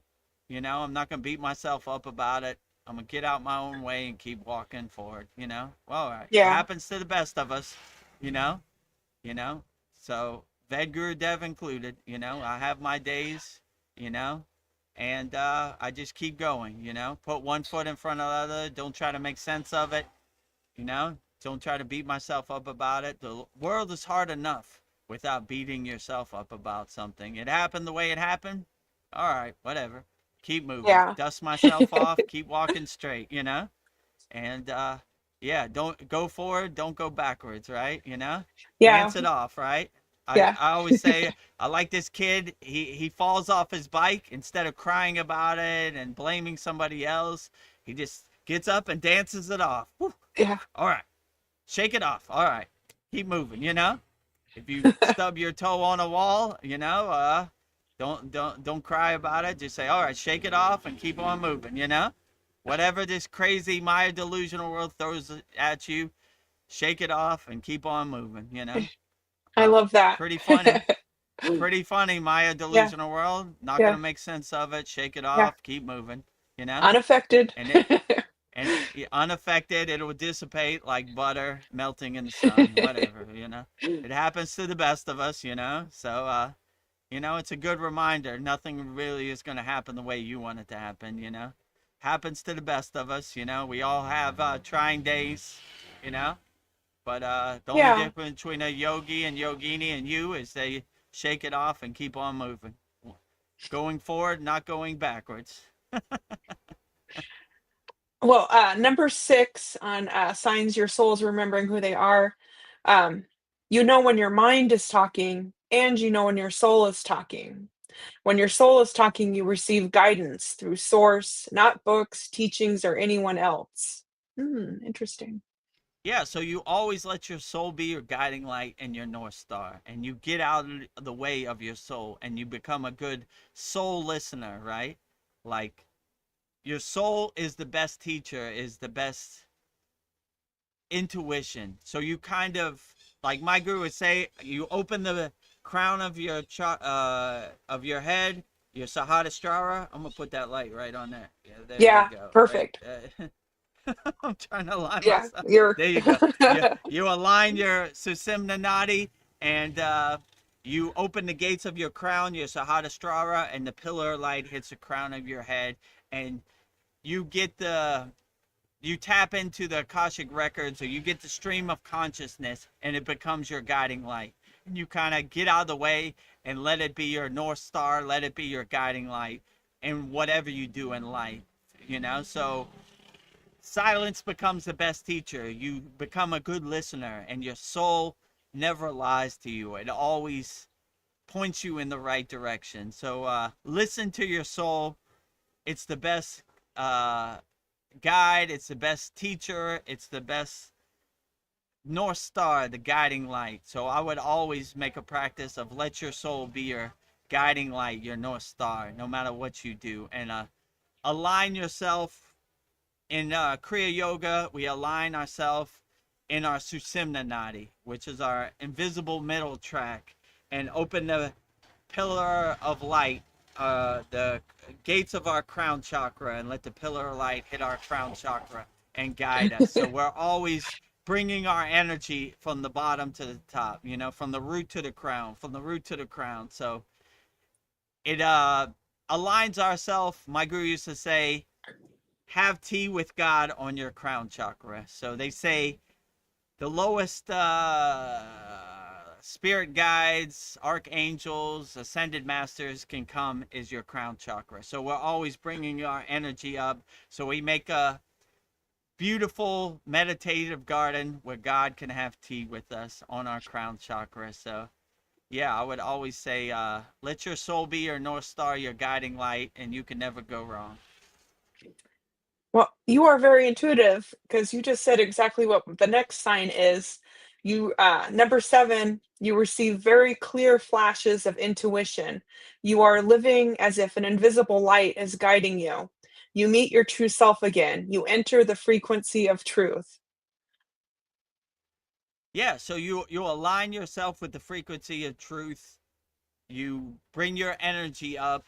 You're tuning into the radio signal, and by doing spiritual practices or Kriya yoga practices, we're cutting out the static. We're cutting out the blockages. So we have a clear direct signal. We have God's direct phone number, and we're aligning ourselves in God's direct energy. So yeah, it becomes your divine truth. It becomes your soul's North Star. You align yourself in the frequency of God, and you tune into God's radio signal so you can hear things. In the beginning, it's kind of staticky, like what's God saying? Can you hear me now? You know?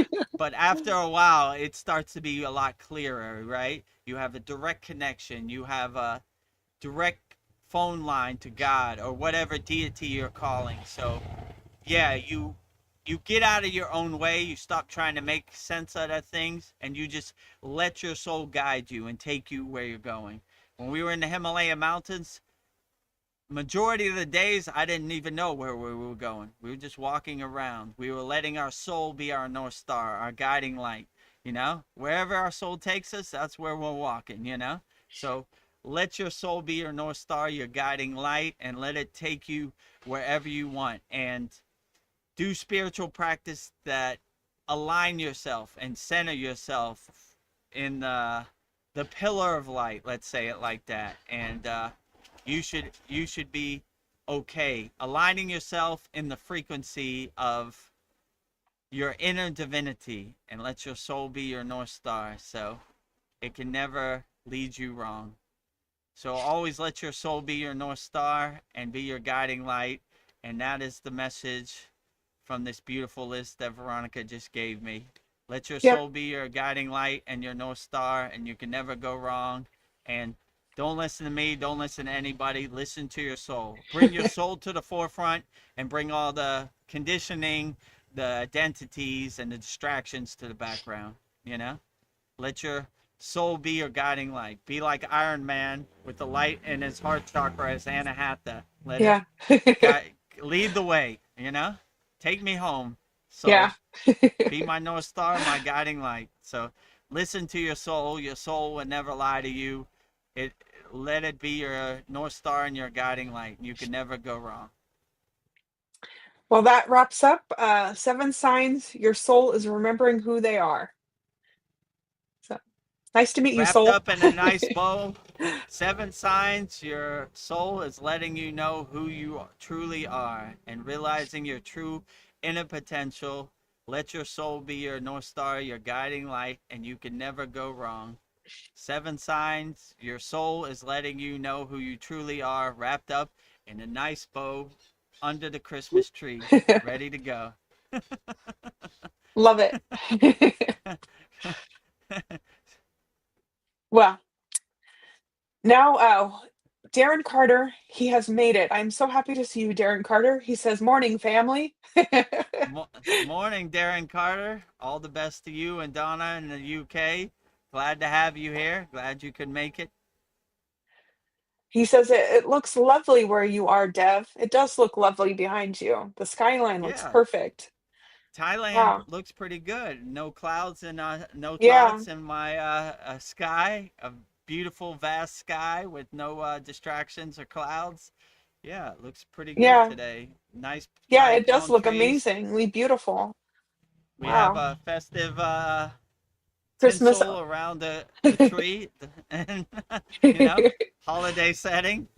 Yeah. Yeah, the Thai Ocean, which is I don't know what you would call that, the Gulf of Siam, the Pacific Ocean, something like that, you know. Hmm. Well, Where it I'm looks. at is on the Thailand has like a bay, right? And I'm on the east side of the bay, you know. So Yeah. yeah, it looks pretty good It today. does look really beautiful. Wow. Well, Mariana does a shout out to Darren. She's like, Darren, Darren. Darren, shout out to Darren and all my UK people. Can't forget about Donna too. Shout out to Yeah, Donna too. Donna, Donna and Donna, Darren. Donna and Darren. Uh, Darren and his rock, Donna. Yeah, the D's are in the house. The D's, double D's. Double D's. I've been thinking like our journey with the Kriya Yoga School. I think sometimes we get disappointed because things aren't happening as fast as we would like, and everyone wants the victory, but no one wants the preparation to get what you want. Requires discipline, like the quiet nights. And delay doesn't mean no, it just means that it's not time yet. I was just thinking, I don't, this is a food analogy, but to make bread, you have to scale all the ingredients exactly, and you have to mix it until it forms a dough, and then you have to knead it over and over again, and then you have to let it proof and sit in a bowl for hours, and then you form it into the loaf, and then you bake it. And you just hope to God that it comes out right, but it's just like you have to just let it go and let your baby bake.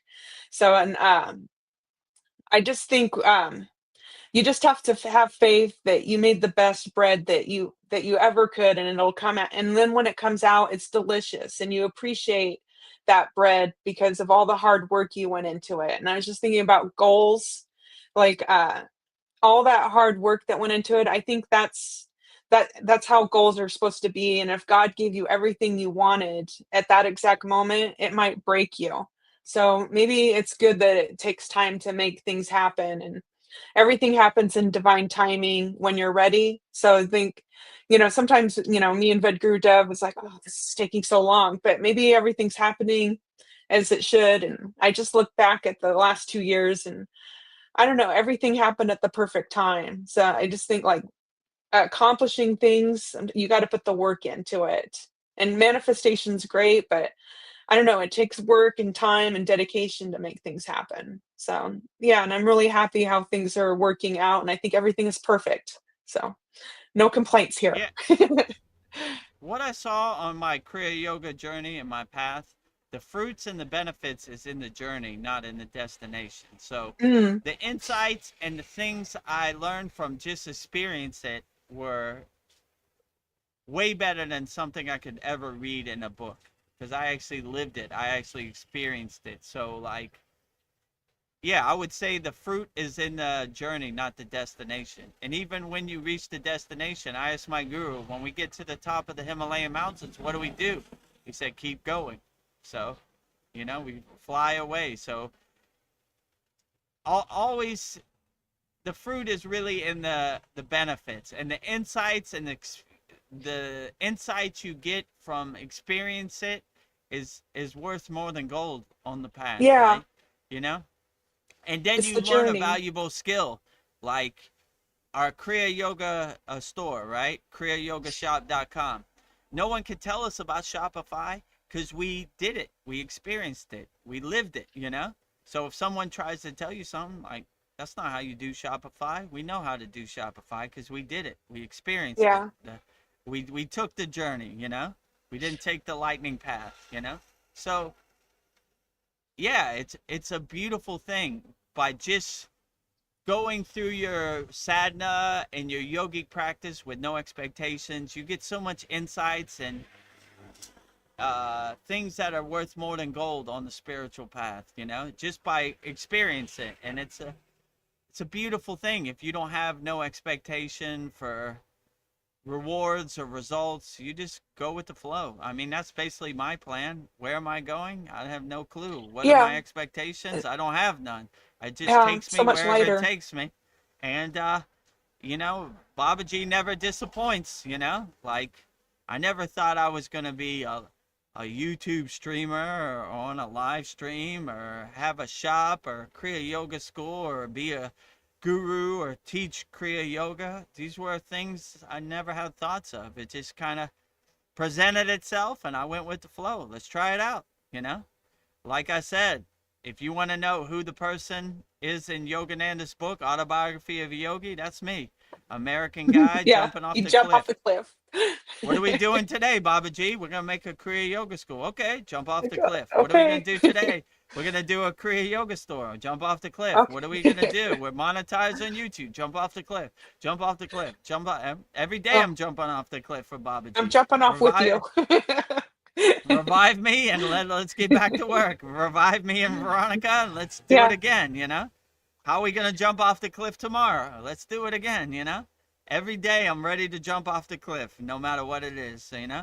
I don't know how we're going to make a shop on Shopify, but I'm willing to, I'm keep an open mind and jump off the cliff, you know, no matter what happens. So I look for the opportunity to jump off the cliff at this point. You know, I'm having a good time. Whee! You know, I'm not scared to jump off the cliff. I look forward to it. I thought you Whee! never asked. I'm jumping off the cliff again. Whee! Yeah. Oh, We're monetized on cannonball. YouTube. Whee! You know, cannonball. Yeah, exactly. You know, we have a Kriya Yoga store. Whee! You Whee! know, we're going into our 100th class. Whee! You know, Kriya Whee! Yoga school. Whee! Free Kriya Yoga school. Whee! You know, like millions of wees every day, you know? Yeah. I look forward to wake up to the adventure. How's Babaji going to surprise me today? Never disappoints. Well, I just got inspired. I was just thinking it's been a year since I've been your moderator when Chad Hmm. quit. I was thinking maybe we play that video of like how we like told the class that we're just gonna keep going and we're not giving up. I thought maybe that'd Yeah, make a let's play that. So to give okay. some background for people who don't know, I started the Kriya Yoga School with this guy named Chad. He had a famous YouTube channel called Open Your Reality, with had a lot of subscribers. And after a year, he said he didn't want to be the moderator no more. So when he didn't want to be the moderator no more, I said, who was the perfect candidate to be the moderator? And Babaji let me know that is Veronica. So Veronica has been our moderator for the last year. And to take a trip down memory lane, here is the class that was the 40th class. We are now on our 92nd class that she became the moderator. So you take a trip down memory lane with us and you can see the first day Veronica became the moderator. Oh, that we've had this school for 9 months, and Chad helped plant the seed, but I'm looking at the school as our little baby, and I'm just going to pour as much love into it as I can and just help it grow and give it as much love as it can. So I think we just got to be about it. We can't just talk about it, we'll be about it. So I feel like this is our baby, and it takes a village to raise a child, and we're just going to raise this baby up. So that's what I'm feeling about this school and about us as a community. So I'm going to be filling in for Chad. I'm not Chad, but I will do the best I can. So we'll just keep moving forward. You're doing a great job, Veronica. Thank you for that. Yeah, so when I started the school with Chad, first question I had was, can we help people by teaching Kriya Yoga? And he was like, absolutely. So this school, I always never wanted it to be an ego play for me. Like, look at me, I'm this Himalayan Kriya yogi. This school is for our members, by our members. So anything our members would like to contribute, don't be shy. Feel free to get it off your chest. We're all family here, so you could say anything you want. You shouldn't be shy. You can come on StreamYard, or if you don't want to come on StreamYard, you can come on YouTube. So this is our school. This is our baby, and we'll try to cultivate it and enhance it and make it the best school we can. So I appreciate all our members' input. And if you have any suggestions or comments, feel free. You're not going to hurt Vedgurudev's feelings. Tell me whatever you want. But this is a beautiful school, and I can't see stopping after 9 months. So I told Chad I was going to continue to go as far as, regardless if Chad is here or not, we're going to keep going down this Kriya Yoga path together. And I promise, my promise to you is I would never let our Kriya Yoga School members down, because I just can't see myself stopping now when we made so much progress. We've had so much benefits. We've had so many fruits from practicing Kriya Yoga. So I will never let our Kriya Yoga School members down. So no yogi or yogini left behind. Congratulations, Veronica. She's been our moderator in our Kriya Yoga Masterclass, our Kriya Yoga School, for the last year. So it's been a very blissful year, and you keep up the good work. You're doing a great job, Veronica. I appreciate you always. Thank you for everything, You're welcome. Yeah, that's our origin story. Thank you for putting up Vedagurudev and all his numerous soapboxes he's got on in his rants. It's been the best journey of my life. My earbuds Scammers just died. are losers.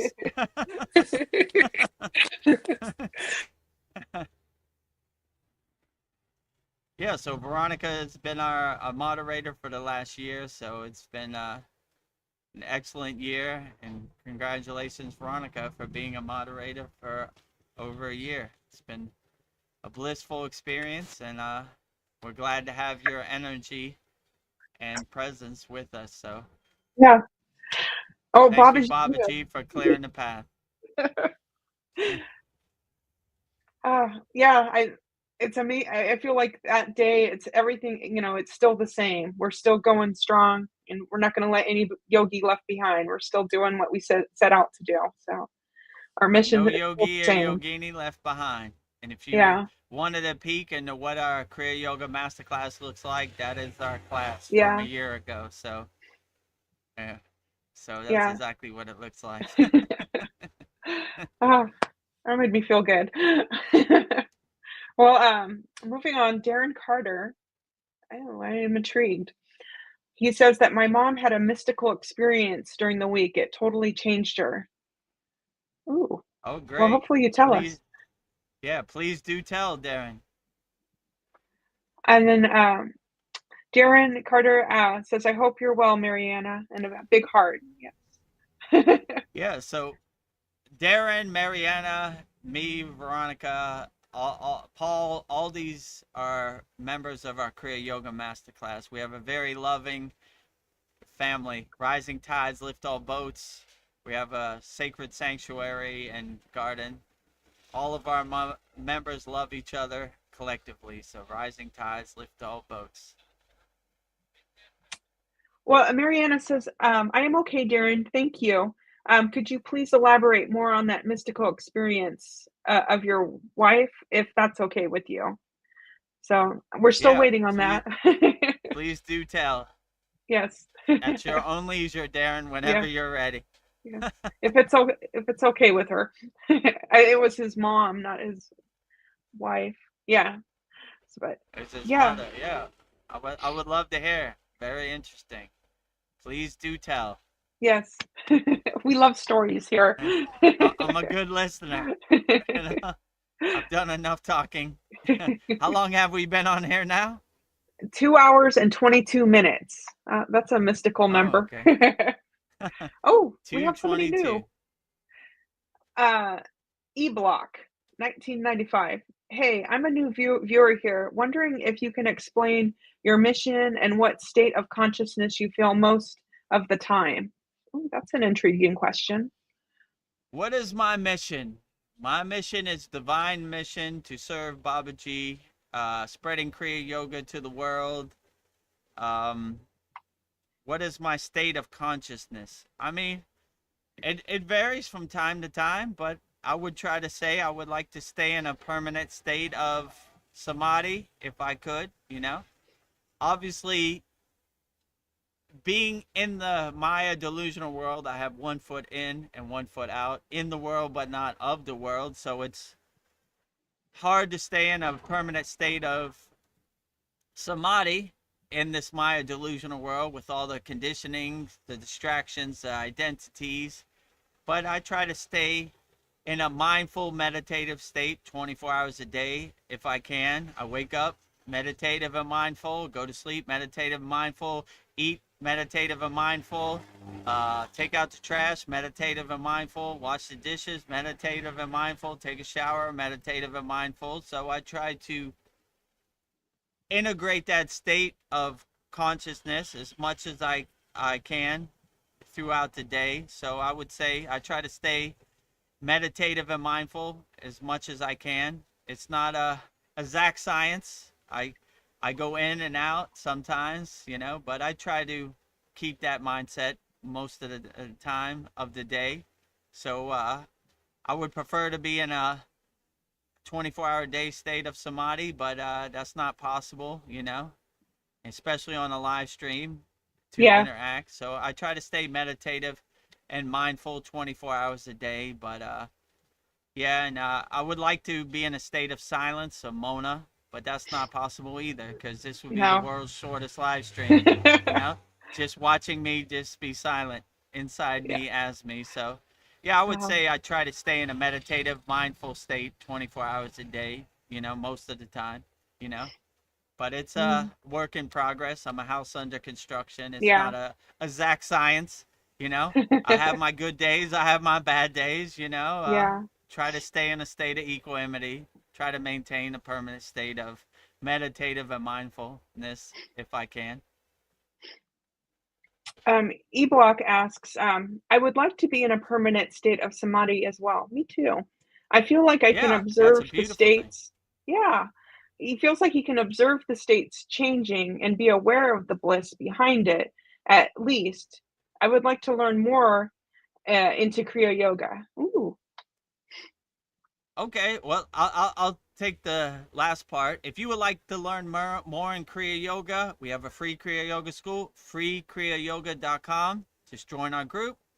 We have advanced practices of Kriya Yoga, which is kriyayogamasterclass.com, where me, Veronica, and everything. So if you want to do it yourself, go to freekriyayogamasterclass.com, try out our beginner mini course, and you could start practicing Kriya Yoga, give you some tools you can put in your pocket, in your toolbox.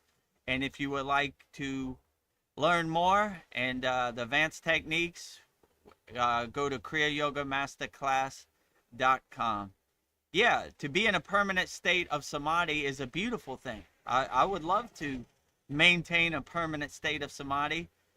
Veronica told the story of Ananda Mai. She couldn't even feed herself, and they asked her, what good is it to be in samadhi all the time when you can't even feed yourself? And she said, what difference does it make, your hand or my hand? Same hand, right? So I always thought that was beautiful, that she didn't even want to break her state of samadhi to put her own spoon in her mouth, so that's a beautiful example or a pointer. So I would like to get to that state one day, when I return to my cave in the Himalayan mountains and rejoin my guru and his ashram. That would be a beautiful thing. But it's not an exact science. It changes from day to day. And when you have one foot in the Maya delusional world and one foot out of the Maya delusional world, it's hard to maintain samadhi, So I would say it changes. But if you keep a mindset of being meditative and mindful 24 hours a day, no matter what you do, meditative and mindful at your job, meditative driving to your job, then it should be a pretty good even keel kind of state,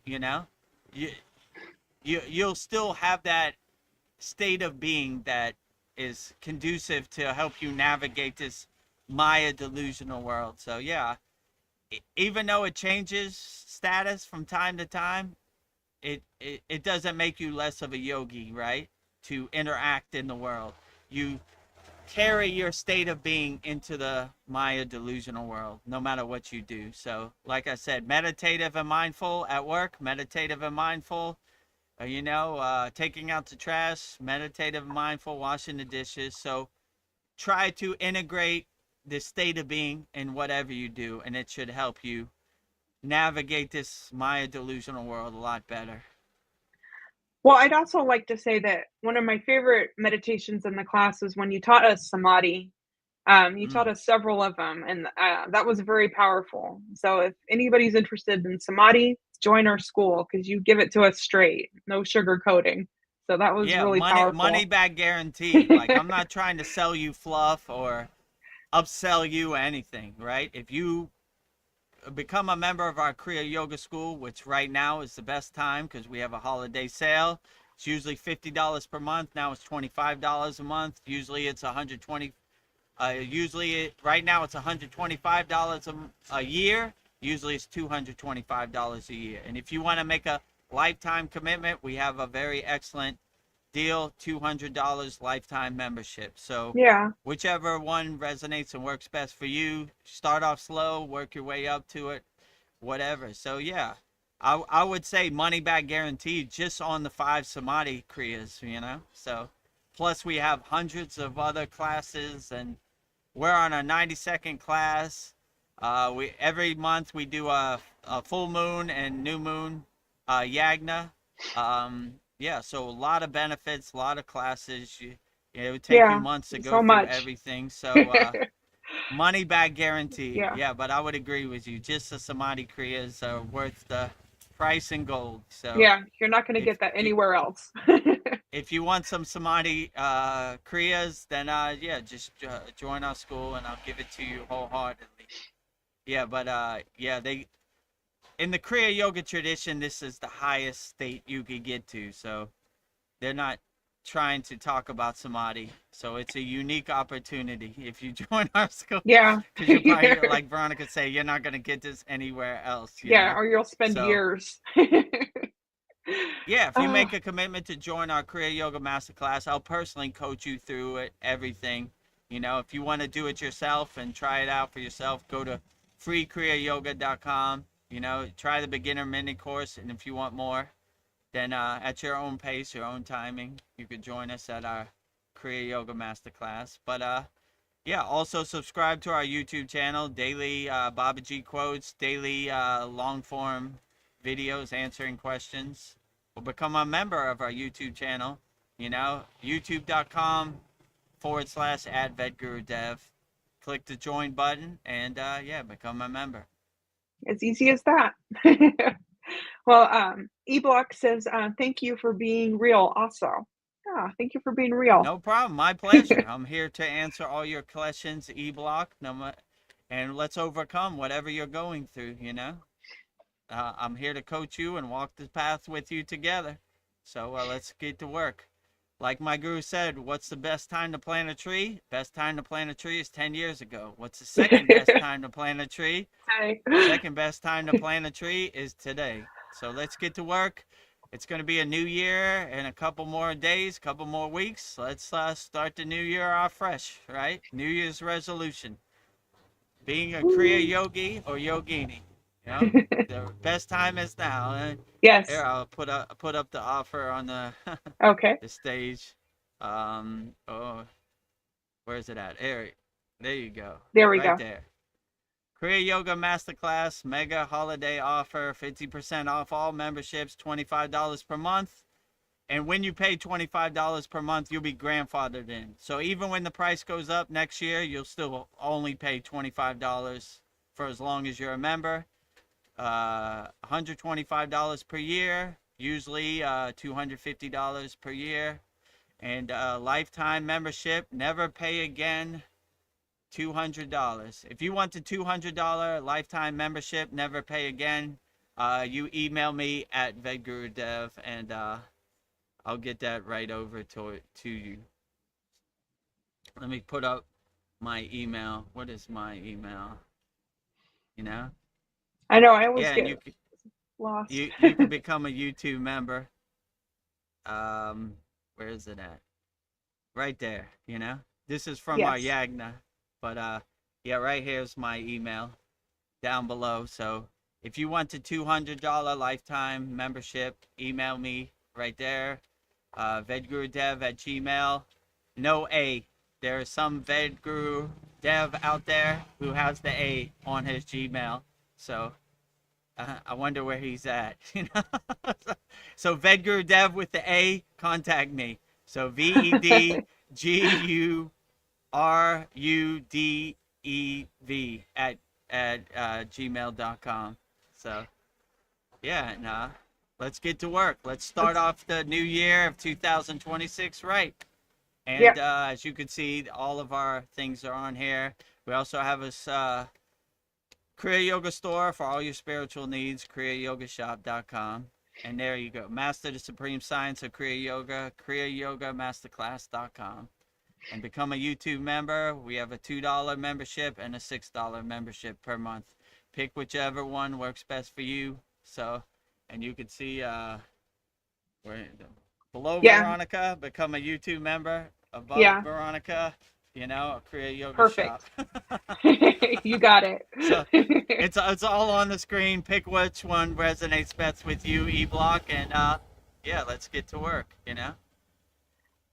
Mariana says this whole live stream is a meditation in a way, I think. Yeah, I'm always like blissed out after this. Like, Yeah, true. I try to make my voice and a frequency to get you into a nice state. So yeah, a lot of people watching this YouTube just like to hear me and Veronica's voices, and it gets them into a nice state.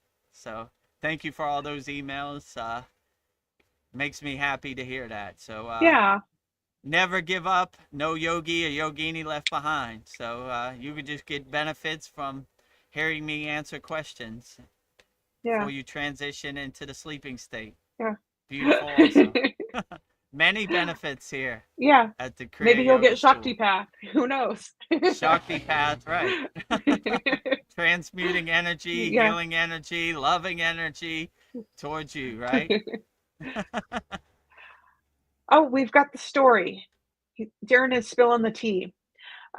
She got woken up at 5 a.m. by a giant, bright, round light tunnel with different colors circling within it. There's more to it. She had to draw it to explain it. It's left her with tons of gratitude. That sounds beautiful. Ooh. Yeah, outstanding. So this has happened to me too.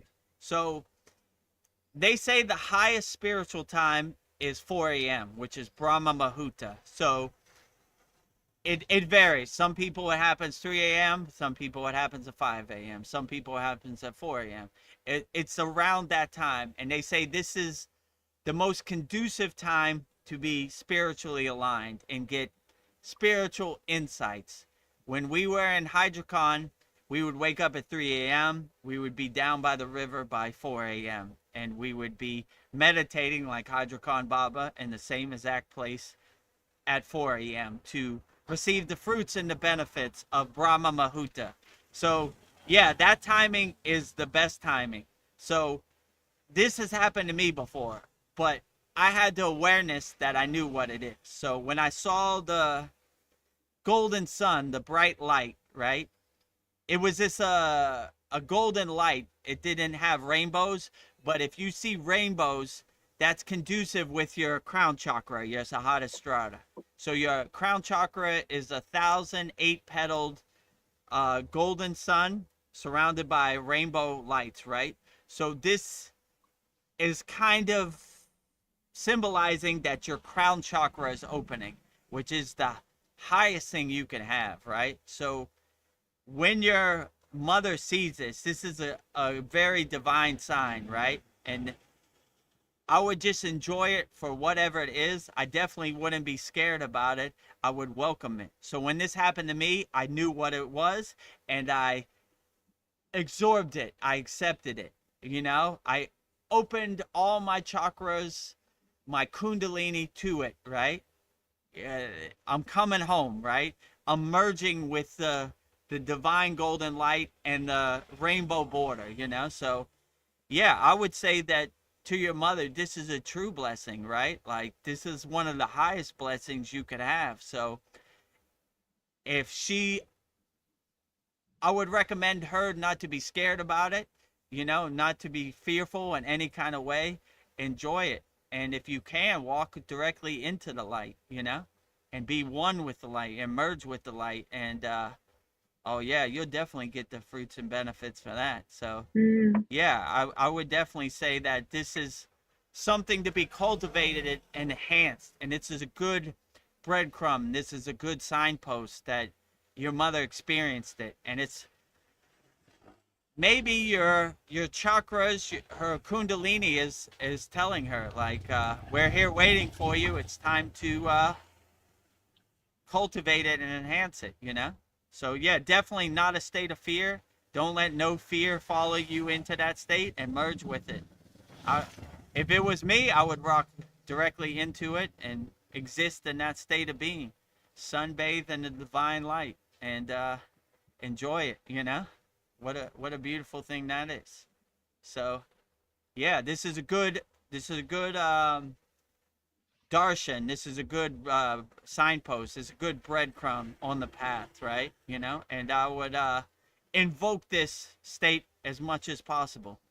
I wouldn't be scared about it, because this happens to me a lot. I wake up at 4 a.m. Brahma Muhurta, but I look at it as a good reminder, like, oh yeah, okay, Brahma Muhurta, I wake up, I know exactly I need to align myself and get myself ready for the fruits and benefits of Brahma Muhurta. So, yeah, I would say this is definitely a good sign, Yeah.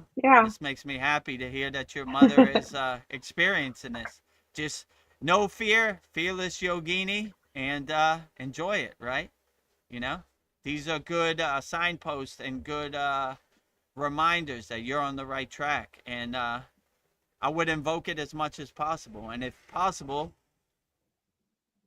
when your mother transcends her physical body, I would go right to this state. I would go right into the light, guide you home. Like, what was it called? Bargo, the Tibetan Book of Yeah. Dead. Going straight into the clear, the pillar of light is taking you home.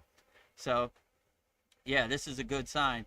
I would welcome it. I would invoke it as much as possible, because, yeah, this is a true blessing for yogis and yoginis out there. So, and just being aware of it, was a good thing. So, yeah, I wouldn't be scared about it. I would walk right directly into the light if it was me, and sunbathe in the grace of God. That would be a beautiful thing. E-Block says, thank you. I have started with a couple of methods, Lahiri lineage, but I haven't gone nearly as deep as I want to. Ananda Mai is one of the first inspirations I had for this path. Oh, wow. Yeah, Ananda Mai, the greatest yogini ever, right? And, in our Kriya Yoga tradition, obviously in Autobiography of a Yogi, and one of my favorite yogis is Lahiri Messiah. I'm a householder. He's a householder. I like Lahiri Messiah. I always resonate with Lahiri Messiah. I like when Babaji told him, give Kriya Yoga to the world. So these are words to live by. So, yeah, they're very beautiful people who have laid the groundwork, the blueprint, the step-by-step foundation to practicing Kriya Yoga. All the glory to them. They're doing all the heavy lifting. Lahiri Messiah, Kriya, Ananda Mai, what a great, beautiful inspiration. Yeah, so if you, in our free Kriya Yoga school, freekriyayoga.com, we have a beginner mini course. Click on the classroom tab. I think we have over 860 people practicing Kriya Yoga for free around the world. Click on the classroom tab. You'll see beginner mini course and basically some framework. What is Kriya Yoga? What is my lineage? What is my parampara? Who is my guru? This type of stuff also. So it'll give you a framework. And if you like what we're doing at the Kriya Yoga School and you see value in it and you want some more advanced techniques, hundreds of them, go to kriyayogamasterclass.com. Like I said before, we have a beautiful holiday sale right now. So the best time is now. Give yourself the gift of Kriya Yoga Transformation, the best Christmas present ever. Definitely changed my life. Eblock says, when we continue on the path, the samadhi state will sustain itself. We will not have to do anything because it only arises when we are dissolved. Mm. Yeah, true. So, yeah, when we continue on the path, it happens as a byproduct of doing your tapas, doing your sadhana. So we really don't have to do anything, you know? I mean, when we come out of samadhi state, we have techniques to pull us back in. But, yeah, when you are in the state of samadhi, there's time, food, weather, nothing has no meaning. You're just alone with yourself, you know? Everything is dissolved in a state of emptiness. Yeah, I agree with you, E-Block. So yeah, there's nothing to do. Just exists. I like to say sunbathing in the grace of God. Some people say the breathless state of communion with God. So whichever way works best for you. But there's nothing to focus on. There's no distractions. You're alone with yourself. And what a beautiful state to maintain, you know, as long as you can. Um, uh, Eblock says, yes, that has been my goal also, integration of these glimpses and sustaining this awareness. Oh, beautiful. Yeah, so if you could integrate the samadhi state or the mindful meditative state into your daily life, you'll live a blissful, happy yogi or yogini life existence, right? In the state of being. So, yeah, I agree with you. You know, but the goal is attainable. If I can do it, you definitely can do it. I'm not no enlightened being, you know. I always say if I could do it, you definitely could do it. So yeah, if you're ready to get started and you want to start 2026 off right, I would start off with the free Kriya Yoga School. Give yourself some framework of see what we're doing. Go through the 7 techniques in our beginner mini course, and start off 2026 right. And join us, me, Veronica, Paul, Darren, Mariana. We're all in kriyayogamasterclass.com. You know, we're all lifers here, so we'd love to have you, E-Block, Yeah. whenever you're ready at your own pace. Well, Eblock says, if you have 10 to 30 minutes of time, please let me talk with you on video chat when you are free, if you can. How would you like to Okay. do that? Have them like email you, and then you can send them a video chat. Yeah, email me at Vedagurudev when you're ready, and we'll set up a time. I'll send you a link, and we could have a video chat. Like on our free school, they have a thing where you can do video chat if you want. I mean, maybe join our free Kriya Yoga school, freekriyayoga.com. And once you join, I'll see that you joined, and I'll send you a school DM. Like school has its own DM system, and I'll send you a link, and we can have a chat. Yeah, you could ask me whatever you want, you know. I used to give like book a call with Vedagurudev, but I got some wackadoos on there. Yeah. So Can we talk for hours? You have to request it, you know. So you know. You be my guru boyfriend. Yeah, something like that, you know. I'd like to have a relationship or connection with you, and you know. So yeah, E-Block if you want that. Let me see. Yeah, send me an email. Well, I typed in your email at the in the chat, so it's there. So there's my email right there, vedagurudev@gmail. Let me know when you're ready. And probably the best way to do a chat is join our free Kriya Yoga school, freekriyayoga.com. Join our group. I'll see you joined, and I'll send you a link where we can have a video chat. Because school, the platform we're on, has its own video chat. And yeah, that would probably be the best way. Or I could send you like a Google Meet or something, whichever way works best for you. You know, or you send me a link, whatever platform you use, you know, and yeah, let me know what time you're available, and once I get off here, give me 30 minutes to get back home and set up, and yeah, we could talk whenever you're ready. And if any questions you have about the Kriya Yoga Masterclass, yeah, let me know. I'll answer all your questions wholeheartedly. Well, Darren, he says, I could tell something profound had happened to her as she was charged up and couldn't stop talking. I couldn't get a word in edgewise. I bet.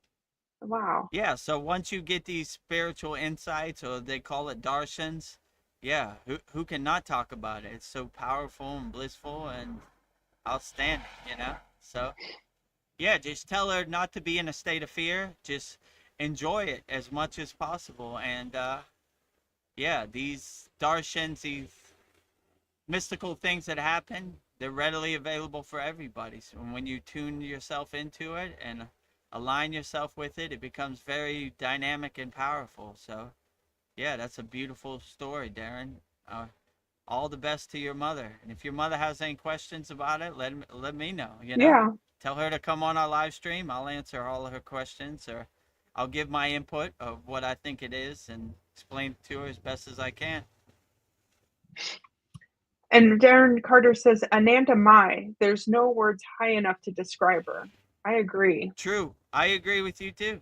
You know, like the highest pointer fountainhead of the heights you could reach as a yogini. So, yeah, Nanda Mai is the greatest, right? She's a great example of yoginis are equal to yogis, right? So she is definitely a nuclear power plant of Shakti, self-realization, Satchinanda, all of the above, enlightenment. So, yeah, we should all aspire to be like Ananda Mai. And it's a good example for yoginis of the heights you could reach by doing your inner work. So we should all aspire to be like Ananda Mai. I know I definitely do. I want to be exactly like Ananda Mai. Yes. Eblock says, blessings and blessings to you. Blessings and blessings to you, E-Block. Glad to have you here.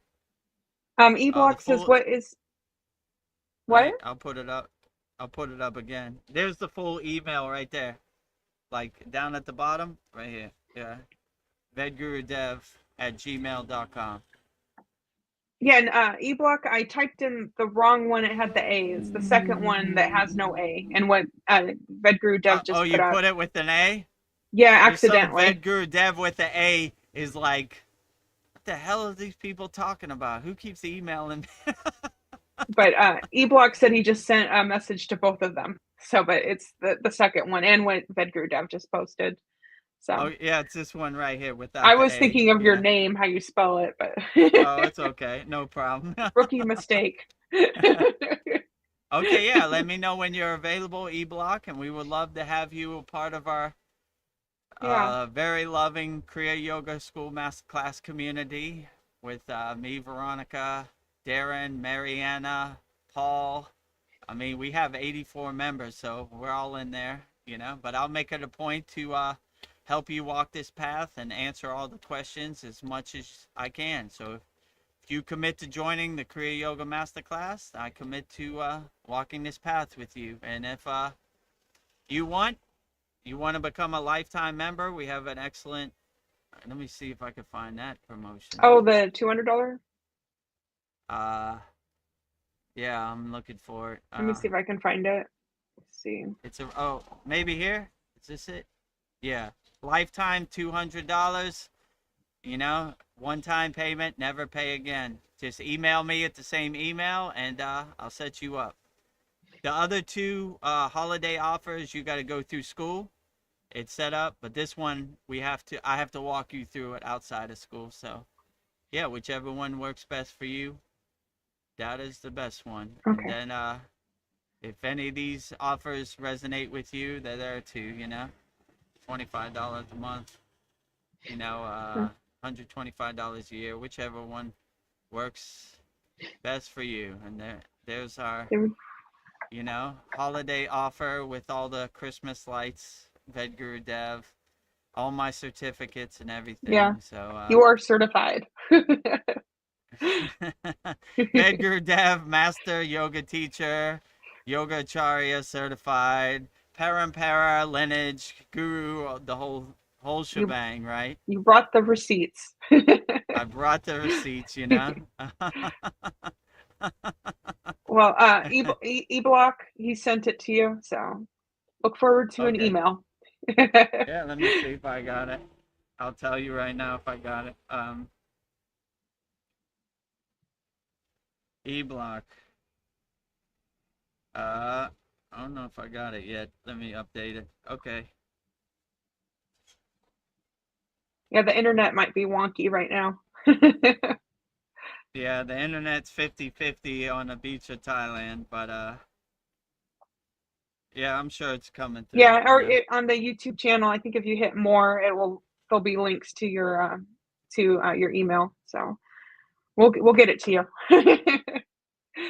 Yeah, I look um, forward to your email, yeah. E-block. E-Block says she was born the same, always the same, never separate from the bliss of God. Yeah, what is it? Amanda True. Mai, she was born enlightened. She was, I don't know. Yeah, I would. It wouldn't surprise me at all. Like a permanent state from beginning to end of samadhi in the bliss of God. You know, aligning herself, sunbathing in the grace of God. What is more beautiful than that? Like she didn't even want to come out the bliss of God to eat food. You know, it was Yeah, so enjoyable and so blissful. So yeah, I would agree. It wouldn't surprise me. Born the same, maintain a permanent state till she's transcended her physical body. And wherever she's at, I'm sure she's still in that state right now. yeah. Well, E-Block says Her that's what energy always equal. yeah. Well, E-Block says that's exactly what Yogananda said about her. Yeah. Yeah, Yogananda knows best too, you know. So like, if Yogananda said that about her, for sure, Yogananda would be able to spot it and see it for what it is, for sure. You know. So Well, yeah, we have. Oh, go ahead. I was just gonna say if you wanted to explain the story of what happened with this, what's going on with the super chats. Okay, yeah. So the super chat. Where are the super chats? Mariana's asking. So you go to our YouTube channel at Vedguru, youtube.com/at Vedgurudev. On the homepage, right next to subscribe, you'll see a join button. You click on that join button, and we have two plans. We have a $2 a month membership on our YouTube channel. We have a $6 YouTube membership on our YouTube channel. And yeah, you'll see it. So the super chat is when you become a member. So once you pick your membership, then you'll be able to do all the super chats you want. But you got to become a member first. So click on the join button, and you can become a YouTube member, and you could do super chat. Now I'll actually play the video of the benefits so you know what you get when you become a member of our YouTube channel. Beloved souls, welcome. If you'd like to go deeper into our Kriya Yoga family and support our divine mission, you can become a YouTube channel member right now. Just click the join button and choose your membership. The first membership, the Enlightened Kriya Sadik, for $2 per month. Perfect for those that want to stay connected and support the channel. You'll receive loyalty badges, super chat, and super stickers, priority replies to all your comments. A beautiful way to be part of our Kriya Yoga family. The second membership, the Self-Realized Kriya Yogi, for $6 per month. For those that want full community experiences and deeper access, member shout out during our live streams, and the ability to record your own voicemail with your questions played on all of our live stream. This is a direct connection into our Kriya Yoga community. Choose your membership, add your payment method, and join today. Your support helps spread Kriya Yoga worldwide and Babaji's divine light to the world. Jai Babaji. Jai Babaji. Jai Babaji. So you could click on the join button on the homepage I just showed you on our YouTube channel, and then you could choose whichever membership works best for you, and then you could have access to super chat, you know. And yeah, Veronica is a member on our YouTube channel. You want to try to do super chat so we can see if it works? Let's Oh yeah, let me see. give it a shot, you know? And yeah, so you basically just click on the join button on our YouTube channel at Vedagurudev, and that's how you become a YouTube member. And once you're a YouTube member, then you could give super chat. Let's see how it looks. Is it coming up? Let's see. I don't know. My message is like in dark green, and I have the star, so it would point. I don't know. It would get my attention. So, and it's got like the little.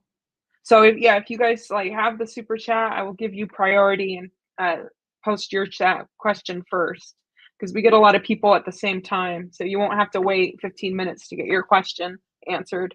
Yeah, your question will be at the top, so we'll get to it first, you know?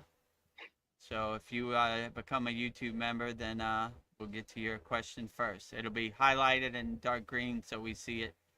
And I was hoping it'd be highlighted in dark green on the screen, but Yeah, well, maybe once we who hit knows? that $10 threshold, then it'll like be more pronounced, I'm thinking. So we'll see.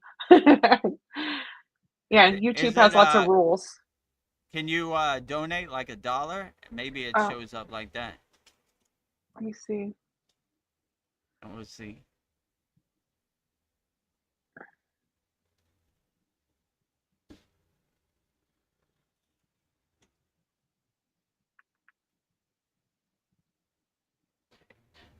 Yeah, we just got monetized, so we're trying to figure out what exactly the super. Yeah. Oh, there you go. I donated 99 cents. So it's in red. Bango. There you go, in the red. Super sticker. Answer Okay. my question, Vedagurudev. What is your question? I I'll don't. answer it right now. You've been answering my questions all night. This is like I was just playing. So if you get a super sticker for 99 cents, it shows up right away. And I think that super chat, I don't know how much that is, but okay. Yeah, it works. All right. Yeah, That's cool. You can see the color and everything on the that's screen. cool. Yeah. Oh yeah, Testing it's it in out. bright red. Yeah, I will see Yeah, you. bright red. We can't miss it. If you give Yeah, it doesn't have to be a big donation, dollar, 99 cents, whatever. yeah. And we'll We get count to it, pennies you know. here. We're starving. Just kidding. YouTube takes 33% off the top, so you know, Yeah. support the cause. Yeah. Support us on our divine Yeah. mission. Get your Kriya yoga swag. Yeah, so Mariana, if you want to become a YouTube member, that's how you give super chat, super thanks, super sticker. So this one Veronica gave was a super sticker, 99 cents. So yeah, outstanding. We appreciate it, you know. Yeah, and did you say about like you can call in ahead of time with your questions too? Like if you Yeah, can't be also here. if you choose the $6 membership, you get a number where you leave a voice message, and we'll play it on the screen. So if you can't make it, just record a voice message, and I'll answer your voice message on the screen. Oh, E-block says it's green on his screen, so maybe it just shows up red to me on the the moderator. So interesting. Yeah, it's hard Yeah, to know what interesting. everybody's seeing. We just got monetized, so we're trying to figure this Yeah, out. we're Bear walking in with the us. dark here. Like, we didn't know we were going to be here on this path. Oh, Did I answer okay? this yet? I'm trying to see. E-block says, I would also love to talk to you about samadhi experiences as well. Ha ha ha. But that is a side thing. You guys are going to have a great Okay, yeah, conversation. no problem. Yeah, we could. I mean, once we get on a call, we could talk about whatever you want. Yeah. You know.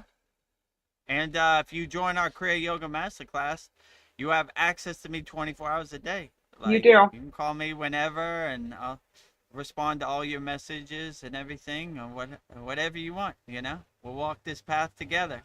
So. Should be great. Jai Babaji. You live, breathe, Jai and eat. Babaji, Jabaji. absolutely. Babaji. Jai Babaji, Jai Mataji, Jai Sitas, Jai Gurudeva. You know? Jai Guru. Jai. Jai, Jai, Jai, Jai, Jai. Jai, Jai, Jai, Jai, Jai, Jai, Jai, Jai. Jai, all deities, all ascended masters, all archangels, all spirit guides, all deities, all devis, everybody out there. Jai to everybody. Yeah. Speaking of Babaji, E-Block says, I pray that Babaji shines his divine glance our way so we may have just a moment of his divine presence in darshan. That's beautiful. Oh. Well, Babaji's always shining his divine glance your way for sure, right? We sunbathe in the divine glance of Babaji. So if you love Babaji, E-Block, I love you. So if you join our Kriya Yoga School Masterclass, we're all about Babaji. We just celebrated Babaji's Utsav, his birthday, a week ago, or a little more than a week ago. So yeah, we're always celebrating Babaji and his divine essence. And if you see the classroom, I have a big photo of Babaji and Mataji, and they're always at our satsang, and all your divine Babaji, presence. all day, every day, Babaji. Babaji, Babaji, Babaji, Babaji, Babaji, Mataji, Mataji, Mataji, Sita, Sita, Sita, Sita. So Yeah. all of the above, you know? So if you love Babaji, E-Block, I love you too. So Babaji's always shining his grace on you. So, you know, Babaji is driving my car. I'm just witnessing him drive me around. So all the glory to Babaji on his divine mission, and service of Babaji on his divine mission. He is sending the mail. I'm just putting it in your mailbox. So all the glory to Babaji. He's doing all the heavy lifting. Well, boots on the ground, Darren and E-Block. So I guess if I just message, if you become a member, if I just message, it's in green, but if you send money, it's in red. So that's how it works. Oh, so because okay. E-Block Great. says that the super chat is in red, but the just what I typed in is in green. Okay, so yeah, and then if somebody puts money, I can see that my face is at the very top, the 99 cents, so I will not miss it. Like, okay, we're navigating this. Is E-Block a member now too, or I'm not sure. or he's just explaining how it works? He's just explaining what he sees. Yeah, him and Darren. Okay. They're the investigator reporters for us. Oh, Darren's a member too, so yeah, Darren could test it out for us if you want, you know? Yeah. Or yeah, if you want, E-Block, become a member and show us how it works. Yeah. We're trying to feel our way around in the dark in this YouTube membership, you know? Yeah. YouTube does not make it easy. E-Block says his divine light shines everywhere. His divine glance, his eyes following on you, is only given to a select few. Yeah, well, I would say it's accessible to all Kriya Yoga devotees, you know? I mean, Babaji probably only shows himself to a divine select few who he deems worthy, but I would say Babaji's grace is readily available for everybody, you know? So if you love Babaji, I love you. And in our Kriya Yoga School, I can't get enough of talking about Babaji, you know? Service of everything is about Babaji. Babaji heavy Kriya Yoga Masterclass. So yeah, we celebrate the glory of Babaji as much as we can. And yeah, my yoga trophy is sitting right in front of Babaji. All the trophies and glory to Babaji always, right?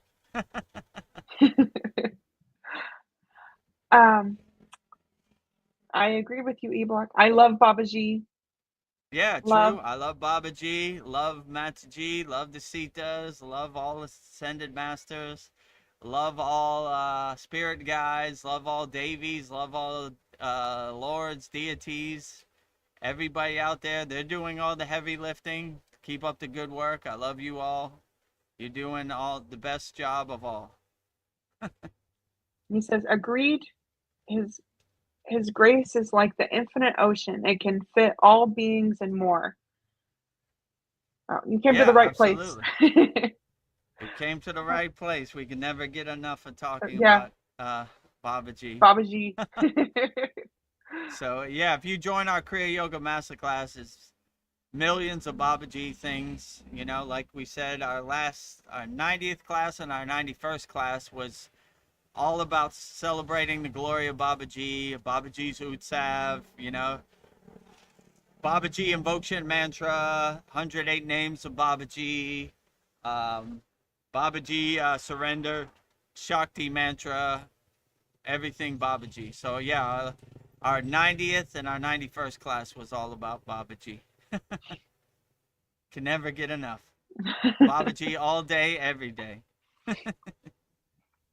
I don't know. I was thinking like Babaji and Jesus are similar, but I kind of, like how Babaji doesn't like show himself to everyone. I was kind of, Mm. I don't know what Babaji thinks, but I was thinking maybe Babaji doesn't want to put a target on his back like Jesus. So he only shows himself to people that are worthy. But I don't know. That was just something I was thinking that Yeah, maybe, I would say they guide from a distance. They don't really interfere. They send you breadcrumbs and darshans and insights to help you, but you know, guiding from a distance, you know. That's what I yeah, would say. But always readily available when you align yourself or say Babaji's Mula mantra, which we'll say at the end of this Soul Talks. Call Babaji's divine phone number yeah. if you're trying to align yourself or you need help overcoming whatever you're going through. So Babaji is readily available to help. Eblock says, my natural instinct is a devotee bhakti. So love is the language for me. I couldn't Yeah, agree with you I mean, more. Mm. you're at the right place. When you're in our Kriya Yoga School Masterclass, our last 10 minutes is devoted to bhakti. Can never get enough of saying, calling God's name, Yeah, resonating with deities. We sing as many songs as possible. You know, you don't get the full spectrum. You get like 10% here, but in our Kriya Yoga Masterclass, we're bhakti heavy. Let's say it like that, and we look forward to the bhakti and the bhajans and the kirtans and singing as loud as we can, as much as possible. You know, I'm sure my neighbors hate it, but yeah. I'm Well, saying the name of God. You know, they they're should gonna be have to getting deal with it. benefits from it. From my mouth to God's Yeah, ear, right? Never enough bhava, never enough bhakti, right? Singing wholeheartedly from my heart. yeah. Full Love, love, bhava, love. full power. Love, love, love. Well, we've been at this for about 3 hours and 11 minutes. I was thinking, before you burn up, maybe we should wrap this up soon. But I'm Okay, enjoying yes, all of our sounds great. S- conversations. I was thinking, to end this, maybe I do like some rapid fire questions and just have some fun. We'll just go really Okay, quick. sounds great. Yeah, we'll go for rapid fire questions. Okay. Name as many mantras as you can that have Om Tat Sat in them. Well, Om Tat Sat is more to wrap up the ritual aspect of yagnas, food mantra. So it's basically Okay. starting it and ending it and sealing it, you know? So a lot of mantras don't have Om Tat Sat. It's Okay. more like a bhajan or a kirtan thing, you know, like to seal the energy or start the energy. So we say Om Tat Sat to start and Om Tat Sat to finish, kind of, you know? So it's basically letting God know we're starting and letting God know we're finishing when we say Om Tat Sat. Oh, okay. E-Block says, thank you, blessings, and good night. Please give the Babaji mantra. But then he says down, like, my bad, I meant the Gayatri mantra. Ooh, very good Oh, the one. Gayatri, I got both, you know? And we have Yeah. all these in our Kriya Yoga Masterclass in depth for sure. So I'll say the Babaji Mula mantra. I'm probably going to say it again in like 5 minutes, but Om Kriya Babaji Namo. The Gayatri mantra is O bu buvaswaha tat sad viturvaranium bargo deva sadimahi diayorna prachodayat. So that's Babaji's Mula mantra and Gayatri's Gayatri. mantra. And then there's another one, Maha Hema Marit UNJA, yeah. So we have that one too. So that one's a little bit longer. I'll say a shorter version of it. Okay. Om Namah Shivaya Trayambaya Jamahe Sugandhim Pushte Varnam Om Rum Jum Saha. So there's a lot more. It would take me like another 5 minutes to say the full invocation mantra, but you get the point. These are all in our Kriya Yoga Masterclass. So he wants me Wait, to write out the Om Kriya Babaji Nama Om. So I'm writing that out real quick. let me see. We have it on a banner. Well, let's just use our. Let me see. Here. Is there? Yeah, there you go. See, Om Kriya Babaji Namo Om. That's Babaji's Mula mantra. So. And he wants you you to say it one more time too when you get a chance. Which one? This one? Om Kriya Babaji. He asks if you can say that Om Kriya Babaji Okay. Nama Om one more time. Om Kriya Babaji Namo Om. So in our Nice. Kriya Yoga Masterclass, we have our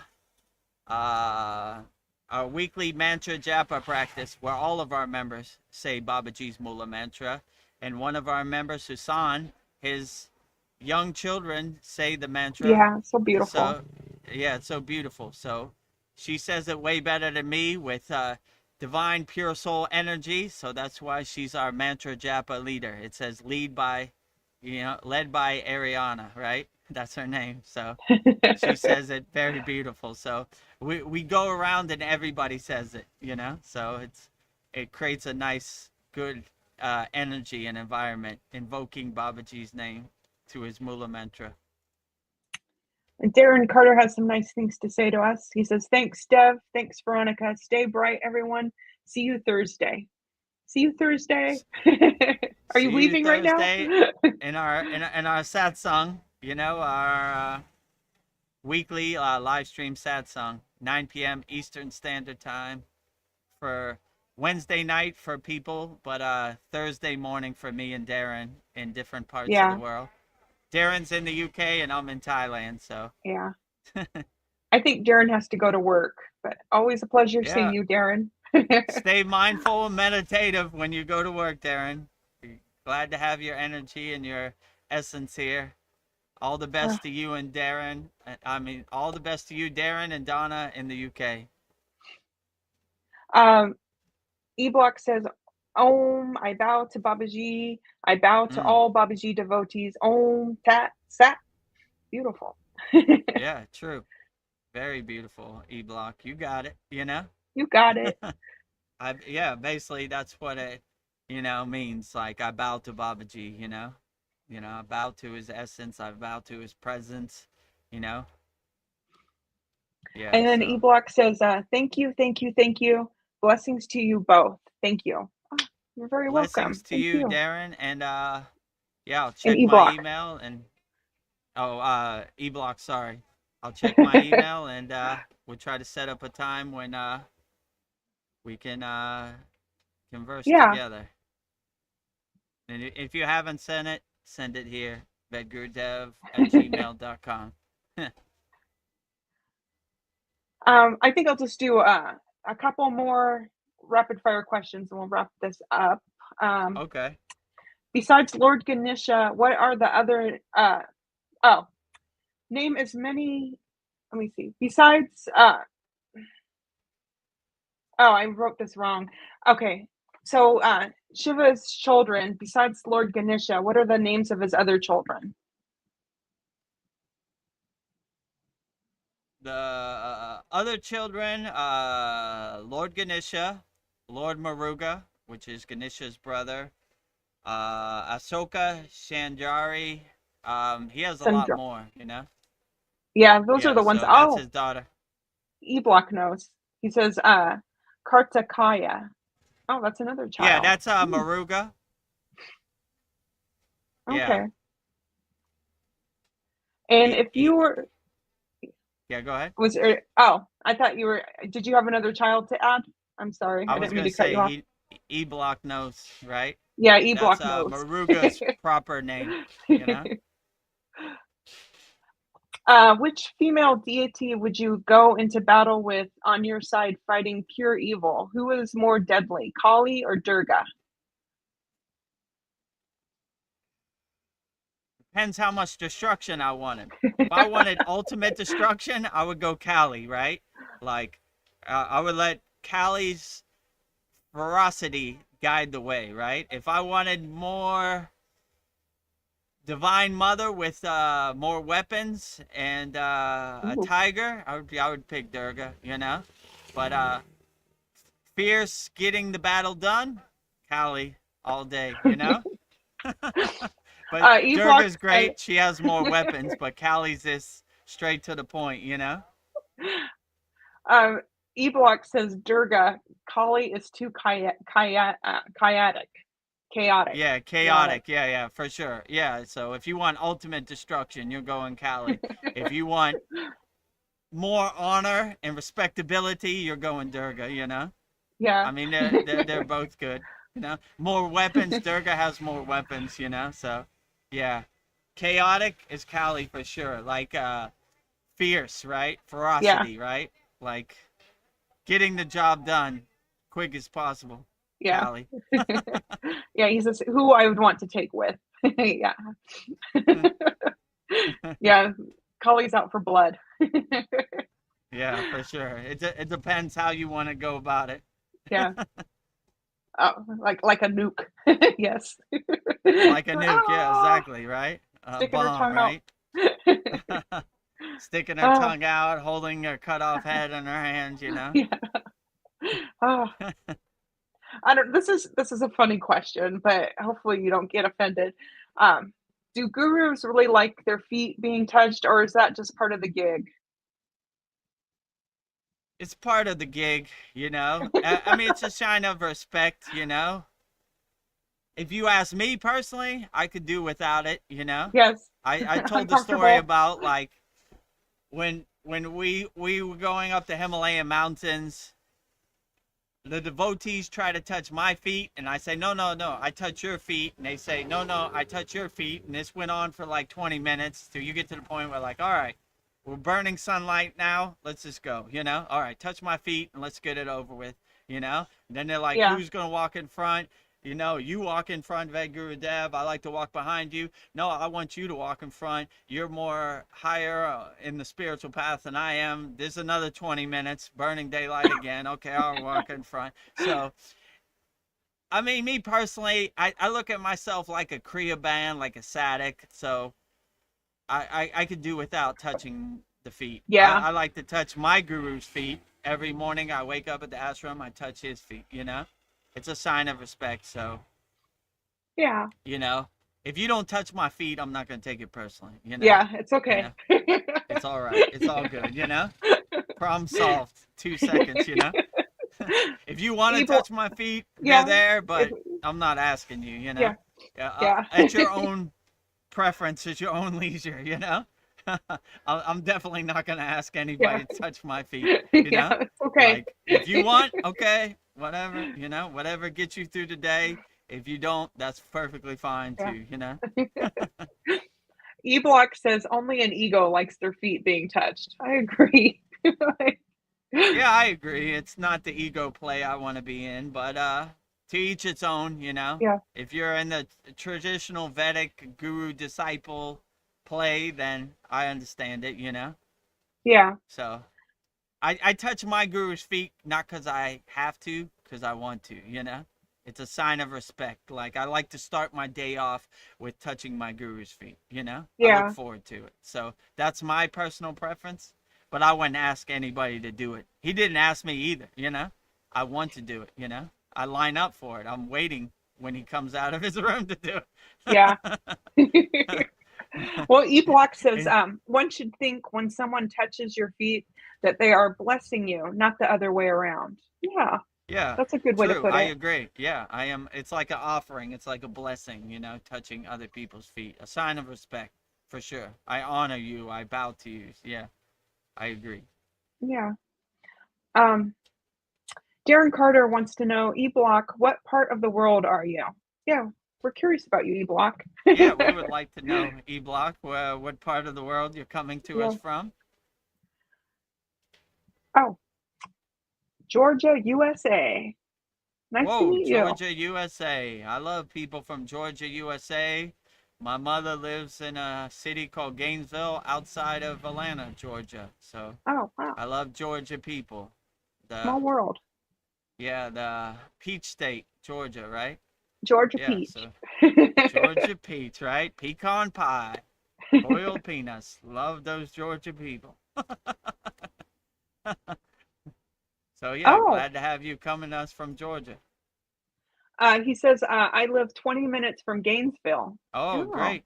Right down the street.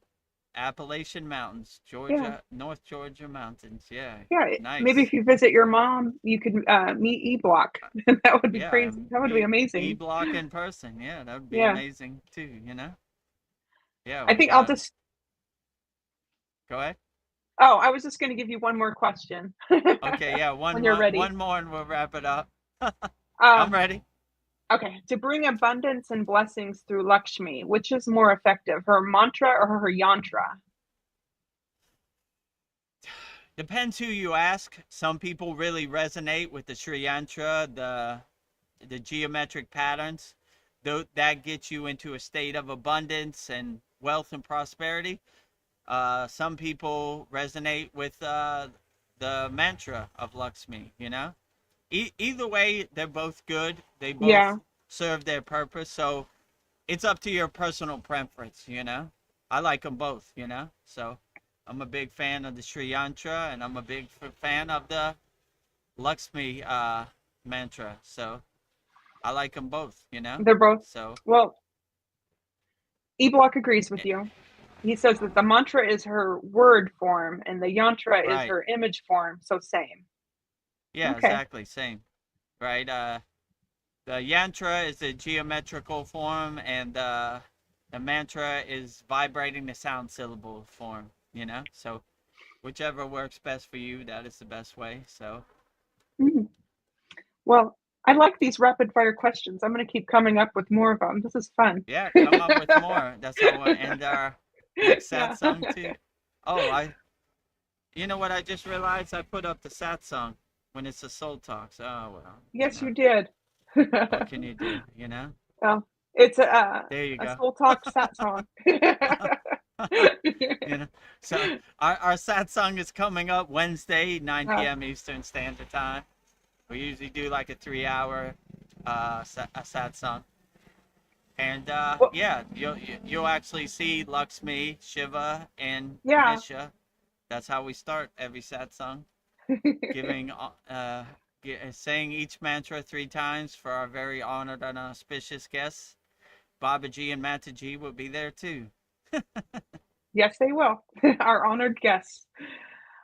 E-Block says, you never know what Babaji has in store. Things can happen in very interesting ways. Yes, Yeah, indeed. I agree with you. I wake up every day. How's Babaji gonna surprise me today? Never disappoints. So yeah, I attribute all this to Babaji driving my car. I'm just witnessing him driving my car around. All the glory Yeah. to Babaji. He's doing all the heavy lifting. I take no credit for any of this. Give all the glory to Babaji. He's doing all the heavy lifting. uh, E-Block says, light and sound eventually become one. Yes. True. Yeah, I agree with you. E-Block says, I'm enjoying it. I'm enjoying it too. Yeah, This we're has having been a good fun. time here. Well, I guess that's it. We're putting a bow on this. But yeah, thank you everybody that came in and joined us. This has been a lot of fun. I feel like yeah, I hope this has brought a lot of joy and happiness to you. I love these conversations. I'm all blissed out. Oh, Yeah, we're having a very profound conversation here. E-Block agrees. He says, I am enjoying it. It was a good time. Yeah, that's the Yeah, we're goal. having a Let's have a good good time time. here. Yeah, you're always welcome, E-Block, and everybody out there in YouTube land. Don't be shy. Send me your questions. We'll answer them all wholeheartedly. So I guess we'll wrap up our December 7th Vedagurudev Soul Talks live from a Thailand beach. Before we go, we get to our promotion. If you want to do super chat, super thanks, become a YouTube member, $2 per month or $6 per month, whichever plan works best for you. I'll play the commercial so you can see all the benefits you get for becoming a YouTube channel member. Beloved souls, welcome. If you'd like to go deeper into our Kriya Yoga family and support our divine mission, you can become a YouTube channel member right now. Just click the join button and choose your membership. The first membership, the Enlightened Kriya Sadik, for $2 per month. Perfect for those that want to stay connected and support the channel. You'll receive loyalty badges, super chat, and super stickers. Priority replies to all your comments. A beautiful way to be part of our Kriya Yoga family. The second membership, the Self-Realized Kriya Yogi, for $6 per month. For those that want full community experiences and deeper access, member shout out during our live streams, and the ability to record your own voicemail with your questions played on all of our live stream. This is a direct connection into our Kriya Yoga community. Choose your membership, add your payment method, and join today. Your support helps spread Kriya Yoga worldwide and Babaji's divine light to the world. Jai Babaji. Jai Babaji. Jai So if Babaji. you want to become a YouTube channel member, go to youtube.com/@Vedagurudev. Click the join button. Choose your membership. Works best for you. And we're at on your financial means. And yeah, we'll see you in there. We'd love to have all your super chats and everything. Oh, Paul says that you can still do super chat without being a member. Oh, really? I didn't know that. I didn't know that either. I thought you had to be a Okay. member. Yeah, if you want to do super chat and don't want to become a member, then that's good to know. We can still do it like that. So we accept super chat from non-members and members. Oh, thank you for letting us know, Paul. Yeah, thank you for letting us know. We're trying to figure this YouTube monetization out. And yeah, the next thing, visit our Kriya Yoga store for all your spiritual needs. Support all Veronica's divine handmade artwork, and I'll play the commercial for our Kriya Yoga store, kriyayogashop.com. Go to kriyayogashop.com and explore our Kriya Yoga store, created to support all your spiritual needs on the path. Inside, you'll discover a sacred collection of essentials, canvas wall art, spiritual notebooks, divine tumblers, and inspirational t-shirts. Each one adorned with Veronica's exquisite hand-drawn divine artwork, crafted with devotion and intention.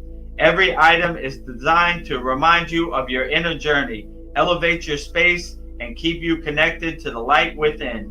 Visit kriyayogashop.com to explore the full collection and bring these sacred pieces into your practice, your home, and your heart.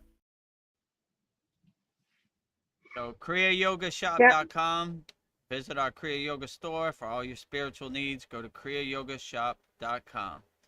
And last but not least, if you want to master the supreme science of Kriya Yoga and join me, Veronica, Paul, Mariana, Darren, all of our Kriya Yoga School Masterclass members and our Kriya Yoga Masterclass, go to kriyayogamasterclass.com and we'll show you everything right now. Namaste, I'm Vedagurudev, and today I'm going to share a proven spiritual system that's already helped thousands experience deep transformation. When you join the Kriya Yoga School Masterclass, here's exactly what you'll get. Weekly deep dive classes, Saturday at 11 a.m. Eastern Standard Time. Bi-monthly Holy Fire Yagna ceremonies to clear energetic blocks. Weekly satsangs and Q&A Wednesdays at 9 p.m. Eastern Standard Time. Instant access to over 200 plus on-demand classes on asanas, pranayama, mantra japa, and meditation. Direct VIP access to me for daily mentorship and support. This is not just information, it's direct transmission, guidance, and transformation. Thousands have already said yes to the Kriya Yoga path. And if you're here now, something inside you is ready to. Click the Join Now button below, choose your membership, and begin your journey to inner freedom today. See you inside the Kriya Yoga School Masterclass.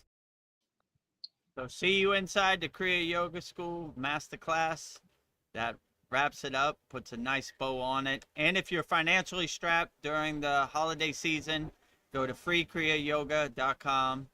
And you know, money shouldn't be a barrier to practicing Kriya Yoga. We have beginner mini courses, so join our group. Very interactive community, so we'd love to see you in there. I just have a couple comments from Paul, and then I'm done. He just says, he was trying to do the super chat, but he forgot his password. And that's how he got his questions answered from Liz Cross on Chad's channel. Well, I will definitely, it'll get my attention. Got mine. Yeah, so whenever you find your password, Paul, you're welcome to super chat anytime, you know. We love to have an example of a super chat so we can see what it looks like, what color it is, and how it exactly works. We're feeling our way around the dark in this YouTube monetization world. Yeah, like I'm in the dark. Yeah, so that wraps up our December 7th Vedagurudev Soul Talks live from a Thailand beach with me and Veronica, putting a nice bow on it, wrapping it up, putting it under your Christmas tree for the holiday season. And, oh yeah, one last thing.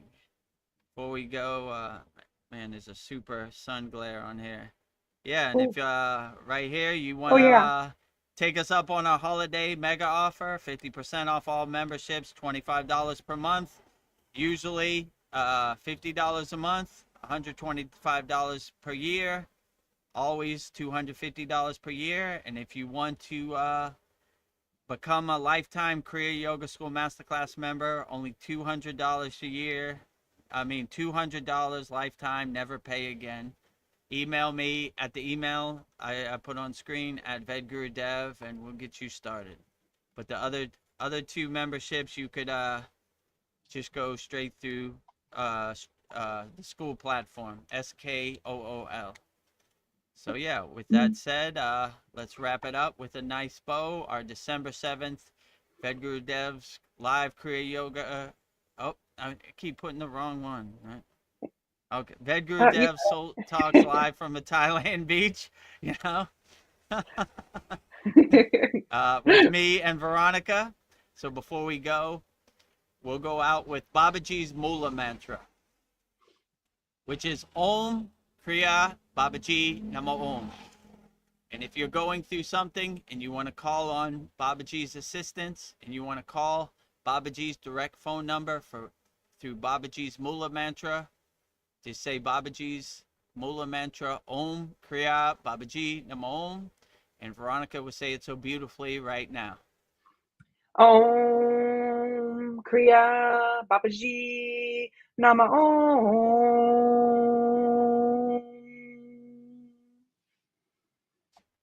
Om Kriya Babaji Namo Om.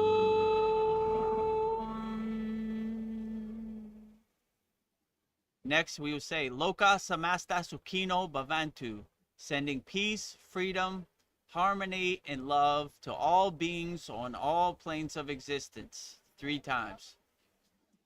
Loka Samasta Sukhino Bhavantu. Loka Samasta Sukhino Bhavantu. Loka Samasta Sukhino Bhavantu.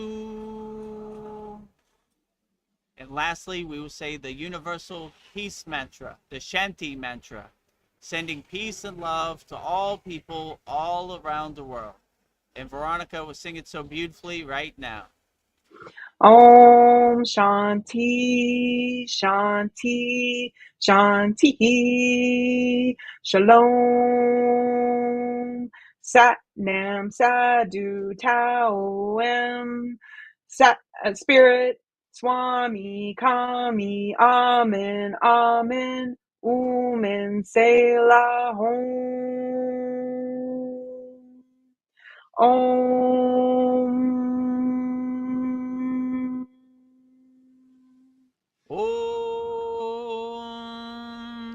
Shanti Shanti Shanti Shalom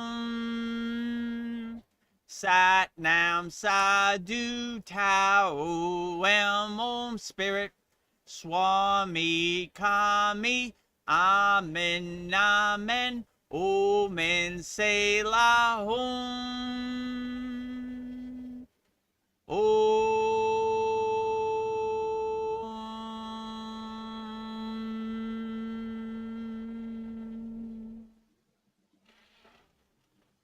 To become a YouTube channel member, click on the join button and choose your membership. Number 1, the Enlightened Kriya Yoga Satic for $2 per month with good member benefits. Or number 2, the Self-Realized Kriya Yogi for $6 per month with great member benefits. Choose your YouTube membership and join today.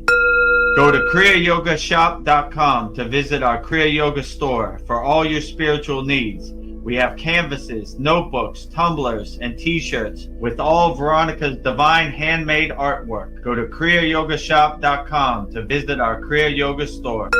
Thousands have already said yes to the Kriya Yoga path. And if you're here now, something inside you is ready to. Click the Join Now button below, choose your membership, and begin your journey to inner freedom today. See you inside the Kriya Yoga School Masterclass. Kriya Babaji Namo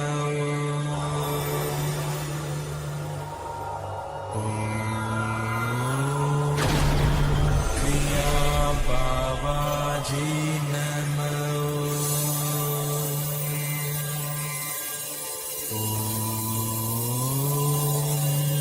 Kriya Babaji Namo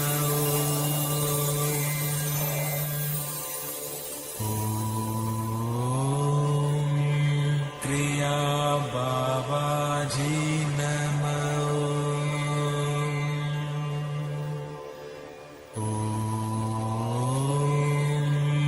Kriya Babaji Namo